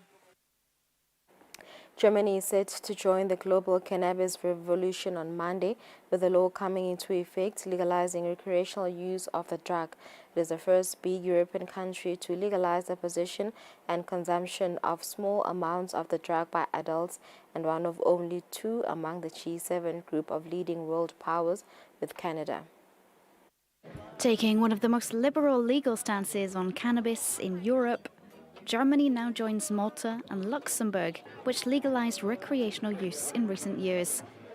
Meanwhile, the Netherlands, famous for its permissive attitude to the drug, has in recent years taken a stricter approach as it cracks down on marijuana tourism. The country decriminalized cannabis in 1976, one of the first to do so. But now new rules in the central tourist area of Amsterdam impose a €100 fine for public marijuana smoking. In the wider world, recent years have seen more and more countries legalize or decriminalize the drug. Those which have legalized it for recreational use to some degree include Canada, Mexico, Uruguay, South Africa, Georgia, and Thailand. Though the Thai government recently announced it will ban recreational use just 2 years after it was legalized for adults. Meanwhile, countries which have allowed medical use include New Zealand, Argentina, Lebanon, Malawi, Greece, and Ireland. And states to have decriminalized the drug to a varying extent include Australia, Chile, Jamaica, Israel, Estonia, and Spain. From country to country, laws vary around the amounts allowed in possession, as well as whether sales are permitted or only consumption. Meanwhile, in France, it remains illegal to produce and sell recreational cannabis containing THC, after a draft law on legalization was dismissed by the National Assembly in 2022. Though a government trial for medical use is underway.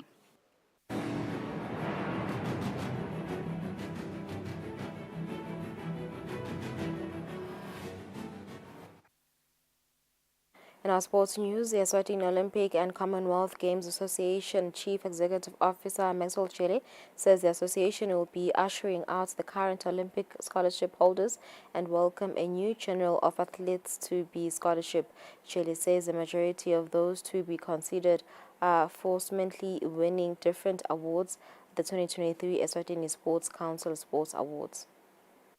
Kusiniketa i-encouragement Fabrice ngiyo logo ngalokuthi le observation nje lo ishoko ngulesikubona kona nathi lokuthi. Speaking to Eswatini TV, Eswatini Olympic and Commonwealth Games Association Chief Executive Officer Maxwell Chile, he says the majority of the current athletes on scholarships such as Subsiso, Sazbot Matsenjwa and the likes of Tabiso Dlamini from Boxing Association are heading to the final stage of their careers. Hence, new faces should soon be introduced on the scholarship list. The scholarship that gives every athlete a chance to head to all Africa Games, Olympics and Commonwealth Games. The likes of Luca Fraser and Haley Hoy have showed that their future is indeed bright. They will be considered with no doubt once they reach the required age. All those who outshined others in the recent Eswatini Sports and Recreation Council Sports Awards will with no doubt be considered. Having said that, we sinayo le confidence lokuthi ema athletes la khona le sawa gruma.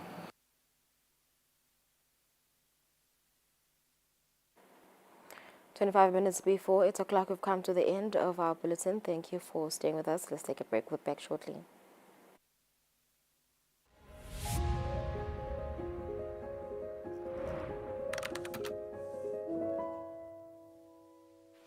If if you have recovered from COVID but still have some symptoms, could that be long COVID? How long do these symptoms last? Is there treatment available? Here to talk about long COVID today is Dr. Jamie Rylance. Welcome, Jamie. Jamie, talk to us about long COVID. How does it affect people? Yeah, thanks, Visma. It's a pleasure to be here. So long COVID can happen to anybody after their acute illness. It can come on as a continuation of symptoms or new symptoms, and it can last a long time. The problem is the symptoms are very variable. Patients may have difficulty recognising that they have it, and healthcare workers, to be honest, can also struggle to identify it. But if you're a typical long COVID patient, you might have fatigue, feeling tired all the time, brain fog, difficulty concentrating, difficulty sleeping, shortness of breath. Those are the main symptoms, but there's so many others. One of the problems is that those symptoms can also represent other medical illnesses. So it's really important to get the diagnosis right, and healthcare workers and patients need to work together to do that. So when scientists have looked for what are the underlying causes of long COVID, there's many different abnormalities that have been seen. Things like very small blood clots or altered immune cell responses, abnormal triggering and responses within the nervous system, or changes in the usual bugs, the microbiome that we usually carry around with us. And that being so many different possibilities, there's no single one diagnostic test. That said, we need to get patients onto treatment. We focus on the things that are bothering them, the symptoms, and making sure their function comes back to normal. Jamie, do people experience long COVID differently? Are symptoms different, and why? Well, the obvious thing is no two people are the same, and it can be very different. That said, we do know some things that might predict whether you're more at risk of having long COVID or for how long the symptoms might last for. Jamie, talk to us about vaccination. So vaccination does help. It protects you against severe COVID disease, and it protects you against long COVID. At the other end of the spectrum, people who've had particularly severe disease are more likely to have long COVID, and the symptoms are likely to last longer. And that's people who have been admitted to hospital, or particularly to the intensive care unit. But we know that the health of people before COVID is really important as well. So long-standing or pre-existing health problems, respiratory disease, mental health problems, but many others can increase the risk that you suffer long COVID. And therefore, it's really important to try and keep and maintain a healthy lifestyle as much as possible. So we know that long COVID is a global problem. It can occur to anyone, anywhere in the world. What we need is for primary healthcare professionals to be able to recognise, assess and treat patients with long COVID. And the way people access their healthcare will vary around the world. Sometimes there may be specialty services for COVID, sometimes there may be specialist doctors. But very frequently, and particularly where resources are limited, there are not. And so it's really important that we empower primary healthcare providers to give patient-centred care close to home. And that's what we're doing at WHO, making guidance to help healthcare workers deliver high-quality care and educational materials to support them to do so. So, Jamie, how long do the symptoms last? And even though we don't have a pill per se, how can we help people who are suffering from long COVID? Well, the first thing is that most people recover fully, and that can take months. And of course, some people we know are badly affected for years. Although there isn't a specific medical treatment, what we really need to do is assess and treat patients for the problems that they have. Often that's associated with rehabilitation, getting people back to functional status to enjoy life and health. There are specific medical treatments for some people, and overall that goes a long way to helping increase quality of life. So I'm optimistic in the science delivering more treatments, and that's hundreds of clinical trials going on at present, and I'd encourage people to get involved where they feel able and where they're offered. So there's hope, I think, in terms of new treatments. But apart from the medical treatment, I think the biggest obstacle that people with long COVID feel at the moment is that their disease is not recognised. They're told that their brain fog or other symptoms are not real, and that's demoralising. So what they need is kindness and support through their treatment, and that comes from their family, their friends, their employers, because it's in everyone's best interests that people with long COVID don't feel alone and feel that they're supported throughout their recovery. Thank you, Jamie. That was Science in 5 today. Until next time then, stay safe, stay healthy, and stick with science.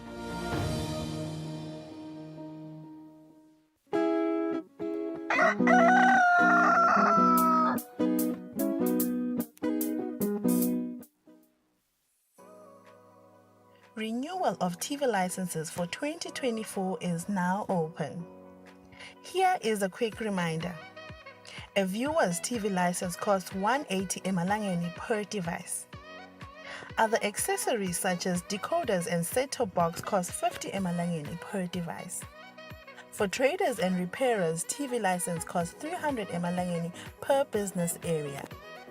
And now, to pay your TV license, use these following methods. You can use MTN Mobile Money with the number 762222000 or dial *007 *3 *7#, or you can use Eswatini Imali.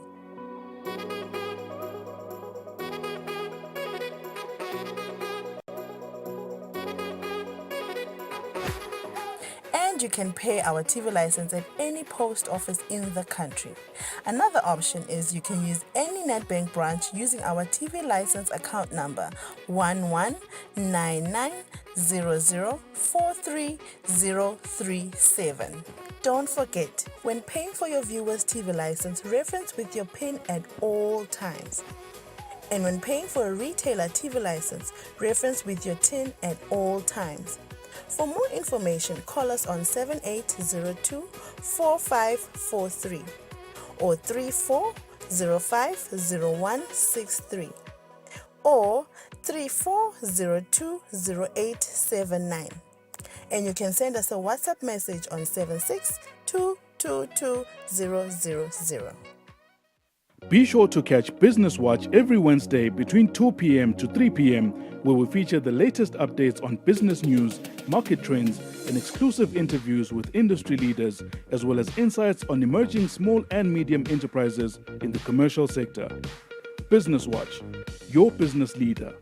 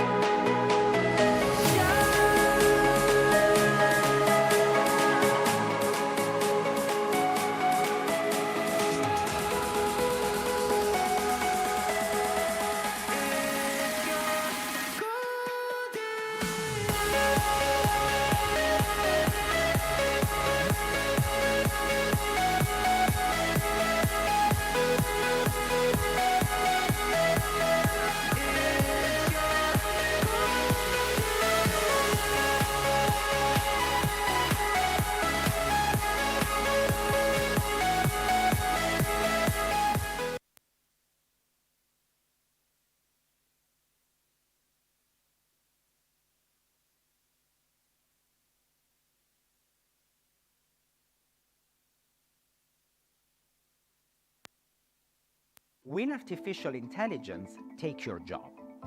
The revolutionary technology can increase productivity, boost economic growth, and lift incomes.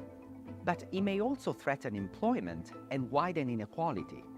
The likely effects of AI on the global economy, as well as our lives and livelihoods, are cause for both excitement and concern.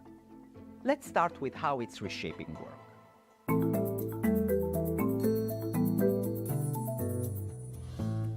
IMF research shows that almost 40% of jobs worldwide could be affected by AI. In advanced economies, the share rises to 60%, posing both opportunities and risks. In some scenarios, jobs may evolve, even vanish, as AI takes on tasks traditionally performed by humans. For example, AI-powered chatbots and virtual assistants can already handle many customer service inquiries. The bright side is that AI can also complement worker skills, enhancing productivity and opening up new opportunities. AI-powered algorithms can analyze medical images with precision, assisting doctors in making quicker, more accurate diagnoses. New jobs and even new industries may also arise. In most emerging markets and low-income countries, there is a smaller share of high-skilled jobs than in advanced economies.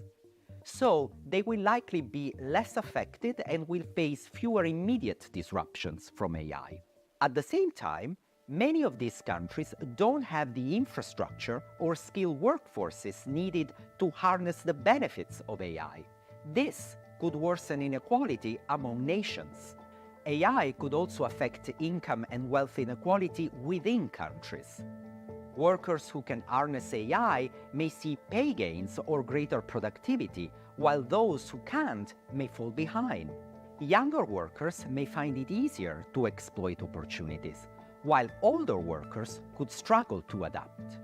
In most scenarios, AI will likely worsen overall inequality, a troubling trend that policymakers must prevent. The key question then is, how can we ensure that these rapid gains in AI benefit everyone?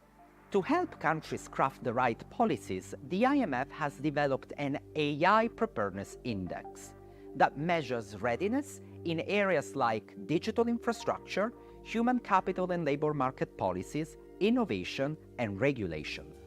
It shows that wealthier economies like Singapore, the US, and Denmark tend to be better equipped for AI adoption than low-income countries.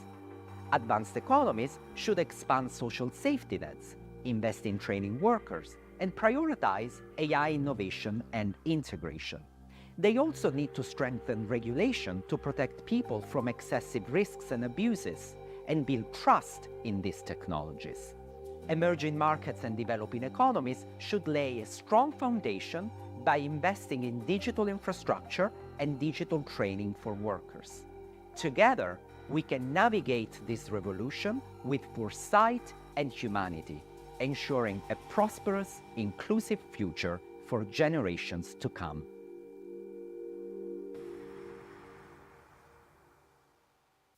Kude lesinye isikhathi ngaphandle kwalesi.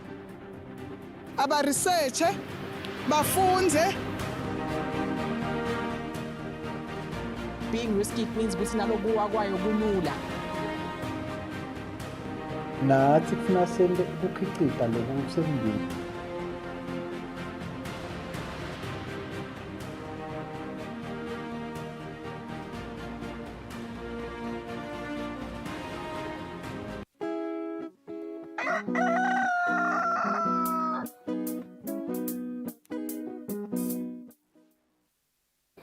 Now, welcome back. Kulesikhathi sita ufuna kuva i-briefing leqhamuka lapha kuma-council members emalunga Assistant Secretary General for Humanitarian Affairs and Deputy Emergency Relief Coordinator baveta nje indzaba yokuthi bantfu labanyenti bangeteka-ke labatawudzingeka kusita kakhulu Syria nyalo kakhulu nje ngoba kunale crisis lechubekako kanti-ke timali for humanitarian appeal tikhombisa kuba timfisha, they are at a record low. Ake silalele leyo address leyo. All who observe it. This year, the holy month comes as Syria marks 13 years of conflict with yet more civilian deaths and injuries, most notably in northern Syria, and mounting humanitarian needs across the country. More than 7 million people remain displaced from their homes, and more than half the population, nearly 13 million people, need food assistance. Acute malnutrition among children under the age of 5 has surged threefold in the past 5 years. As a result, more than 500,000 children will need life-saving treatment for acute malnutrition this year. More people need humanitarian aid in Syria now than at any point in the crisis. And yet, funding for our humanitarian appeal has fallen to a record low. Mr. President, as families across Syria celebrate Mother's Day today, we are reminded that throughout the country, women and girls continue to grapple with some of the worst impacts of the humanitarian crisis. Our colleagues in Syria recently met with several women who were marking the start of Ramadan in Aleppo. Hannah, a mother of 5, who also now cares for 5 orphaned grandchildren, said that it has been almost a year since her family had meat or cheese. She is constantly worried about sending her grandchildren to school with empty stomachs. Another, Maha, said she is often forced to make painful choices, such as between basic food and medicine for her children. And in Idlib, Ahmed, a mother of 12 boys and girls, told our colleagues that she has been living in a tent since being displaced from her home 5 years ago. She spends her days with her children at a landfill looking for materials to sell to buy food. She's not able to cook for her family this Ramadan because she's not receiving any food baskets.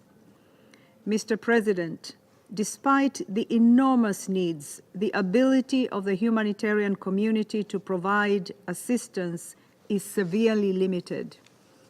As we noted last month, our annual humanitarian appeal for 2023 received less than 40% of the required funding. The consequences are devastating.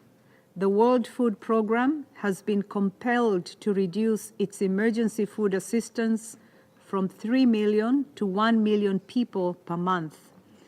WFP is now only able to reach a third of the most severely food insecure. In the Northwest, over 30 outpatient therapeutic feeding programs for malnourished children have been forced to close since October. Over 75 nutrition rapid response teams, about half the total, have also suspended operations. Meanwhile, food prices and the cost of living continue to climb to record highs. In the past year, the cost of a household's minimum expenditure basket has doubled, with the food prices increasing by more than 140%. Prices for some key items, such as chickpeas and potatoes, have risen by more than 200%. The minimum wage now covers only 11% of basic food needs. Vital health services are also being reduced, and the prices of medicine have surged 200% in the space of 2 years.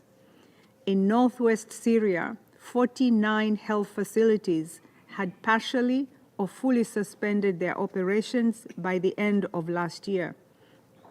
Without additional funding, many more expected to follow by the end of this month. In the Northeast, WHO's referral services for people needing more advanced health support will be suspended at the end of this month. These services have supported 8,000 to 10,000 patients per year, 70% of them women. Mr. President, we're doing what we can to bridge the gap. Last month, the UN allocated $20 million to Syria through the Central Emergency Response Fund's underfunded emergencies window. But far more is needed in order to meet such massive levels of need and avert even more painful cuts in vital support. The scarcity of resources only reinforces how critical it is to deliver aid through all available routes.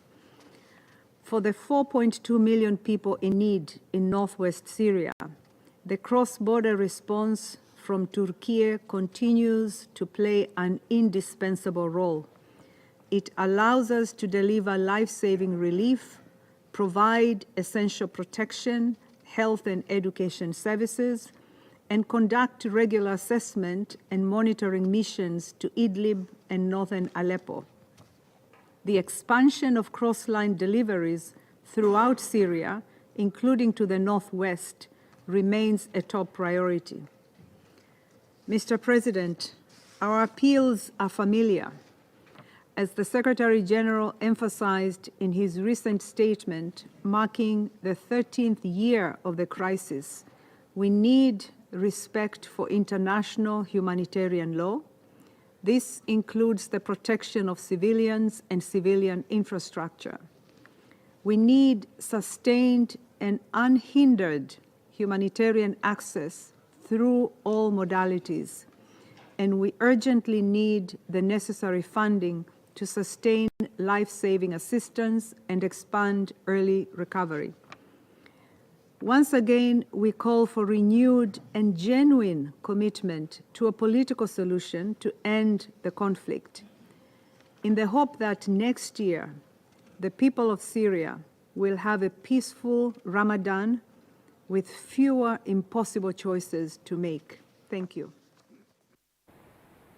Yeah, indzaba lenkulu ngiyindzaba yokuthi they need it urgently but zinga i-financial funding but zinga i-backing up yetimali kuthi-ke i-humanitarian aid ichubeke ibe ngilehamba embili. This is some of the things that has been a concern for sikhashana indzaba yokuthi it looks like the focus ikakhulu lulu iba le Gaza nalamanye emave kakhulu, not so much for Middle East, but yet Syria now is receiving that attention, so it's something leyo lesijabulela kakhulu. Kunemave ke nathi la Africa that outing the equal amount of attention, and the concern has always been singema Africans, we need to make noise ngaleto ke tinsa leti ibhekene nemave ethu ikakhulu sibabonile nje bo Somalia ukuthi nakhona bo Al-Shabaab bekwendekana nalamanye nje emave lakhona lokhanza ukuthi bantu bashiya emhlabeni ngato esigameko leti sibonako kubo Gaza nabo Syria. It is upon us ekuthenini sitikhulume so that bo United Nations do intervene nakhona. Kodwa nje sibe nehlelo limnanzi sasifika emaphethelweni lulu. Conversation that you had with Trifina was very, educational and very informative, and we hope ukuthi emaswati afundzela okuningi. I mean, I'm shocked ukuthi kusenebantu laba ignorant ngayo autism umsebenzi short sasemne. Indzaba esesenkulu kakhulu sifisa nje bachazile nje make Trifina ukuthi vele kusesenebambu vele laba still in denial, especially parents and teachers njengoba vele nje ukuthi kunema reports lamaningi laba wathola ukuthi kunale abuse yabantwana laba autistic etikolweni emasonweni nalama ekhaya ubekusele nje ukuthi kunemdali losolwa in denial ukuthi yena watala umfana lona autism kwaze kwendiwa nabo DNA test nakhona yaveta kuthiwa umfana but solo uyamphika. So there's still a lot to be done in raising awareness. So namhlanje ukuthi abe ne press conference that is now at 8, and also there'll be programs and workshops labantu ababamba nabothishela kanye nesive nje sonke kuzama nje kwanzisa lona lwati this whole month of April. Yeah, September ukuthi ke kuwo lo mhlangano nebetindzaba kunengi nakhona labata disseminate in terms of valuable information, in terms of sensitizing emaswati and the whole world at large, njengoba vele kungumhlaba wonke lo recognize lusuku lomuhle ekuthenini let us talk about autism, let us inform ourselves about all the misconceptions and myths siwadi demystify lakhona around autism. It's actually one of those things lesichubeka kona nathi sitifakela kushaktela nje nangemambala ekuthenini atikhulunyiswe evikini eliphelile sikhulumise epilepsy lomuhla i-autism timo leti lokufuna sitikhulumise ngoba you may look at these situations as bukele bucala ukuthi nakuya kodwa ungete wathi ukuthi kutakuvelela nini ekhaya. You might as well even have a relative lokhanza ukuthi autistic, so indzaba lokufuna ukuthi sinakisise sikhulumise vele sibe sensitized ngayo. Yeah, ngaloko siyanvalelisa. We'll see you tomorrow. Have a lovely day.